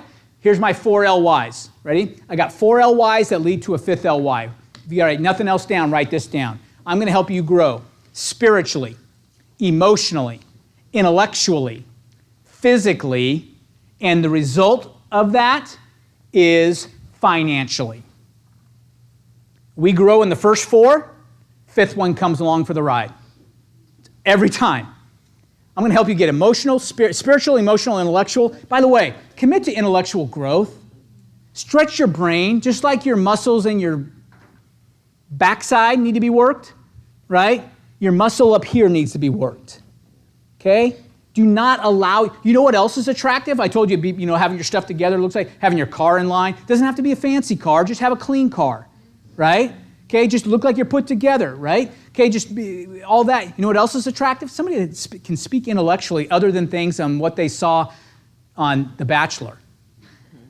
Seriously, right? That is very attractive to people. They may not know it at the time. But like, you know what? That person's engaged. All right? As I was traveling across the country a lot, reading my books, I met all sorts of people, and they're like, what are you reading? What are you reading? What are you reading? Right? I'm like, holy smokes. Wealth, Poverty, and Politics is a book this thick written by Thomas Sowell, right? But it's very intriguing about how we cure poverty, right? And what works, what doesn't, right? And so engage in all sorts of very interesting dialogue, right? All sorts of great things happening when you do that. So I'm going to encourage you, intellectually challenge yourself. And here's Audible, right? Start to get some books on, you're in the car a lot, right? Here's one I'm going to tell you, and I know I'm long, but here's the thing. This is good stuff. You want to get yourself used to reading. How many of you guys have kids, younger kids? Awesome, great. Write this one down. The Trumpet of the Swan. The Trumpet of the Swan by E.B. White. What else did E.B. White write? Charlotte's Web, thank you very much. E.B. White, this book right here, on tape. I want you to get it on tape. Tell you, I'm dating myself a little bit. 53, all right? Get it, reel to reel, all right? Okay. That book will have you and your kids in stitches. You as well, because he digs underneath and gets at how parents are, right? It's an incredible story. It's called The Trumpet of the Swan. I dare you. The overachievers will get that one on Audible. And the best thing is, it's read by E.B. White. Nothing better than an Audible book, than a book that's read by the actual author, because they know exactly what they were writing when they, here's what I wanted that to sound like, right, in my mind when I wrote that, so they can reflect that when they do it. It's an incredible book. You will cry laughing. Jeanette and I have listened to this thing 50 times, and we laugh every time we listen to this thing. It's just hilarious, all right? So that's just a side. All right, so got those 5 LYs? 4 lead to number 5, okay? All right, here we go. 20 minutes of laser focus on corn planting. Here's what we're going to do. The next session is going to be live right here 2 weeks from today. Anybody know what that date is? When October 9th? October 9th, 10 a.m. we'll be here, okay? If you're not here, you have time to record it, Jim, you think? Okay, we'll have it recorded for those of you who miss it, all right? Don't let that be an excuse for you. It's a long drive from Wesley Chapel. Yeah. Okay. Here's the deal, right? If I was going to pay you a salary of $100,000 a year, would you come? Yeah, 5 days a week, twice a day, right? Back and forth. But I'm not willing to do it once every 2 weeks. After that, by the way, we're going to go to Zoom sessions, which are virtual. All right? So the next one's live. By the way, if you know somebody that really needed to hear what we talked about today, bring them. There will be room, because I told you half aren't coming, right? So the half that do come back, if you bring somebody, we'll still have a full room. Cool? All right? Okay? So 20 minutes of that, 20 minutes of we're going to talk about orange grove planting, and then we're going to shift into accountability and personal growth discussions to be continued in the extra book club sessions. By the way, has everybody part of the group? Facebook group? Can I see that? Facebook.com/group/the100K club. Make sure you join, because that's where we're going to make you're not going to get email reminders about any of this stuff. I'm not going to babysit you through, please come learn how to make $100,000. All right? Those who come will come, all right? Those who won't, no big deal, all right? But I'm not going to beg you to be here, all right? The 100K Club, join it. This and one more session will be live. After that will be Zoom sessions. This is simple. Here we go. You need to pick up a copy of that book and read it. I don't read. I don't like to read. You don't like to make money. All right? Get it and read it. If you've read it, reread it. Come with your accountability partner in mind. Bring someone else with you like we talked about. Join the Facebook group page. Personal growth seekers need to purchase this book. Okay? Beyond Trumpet of the Swan. This is above and beyond Trumpet of the Swan. Trumpet of the Swan is just for fun. All right? This one, Principle-Centered Leadership by Stephen Covey.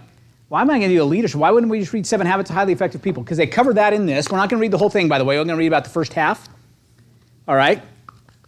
But in that first half, I believe you are leaders. Every one of you leading your own company, and every one of you need to lead clients to a solution to their problem.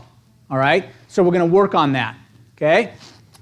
Begin to create new habits, become their slave, and decide that you're going to finish this time. Stop starting and not finishing. Okay? If you're not going to finish, don't start.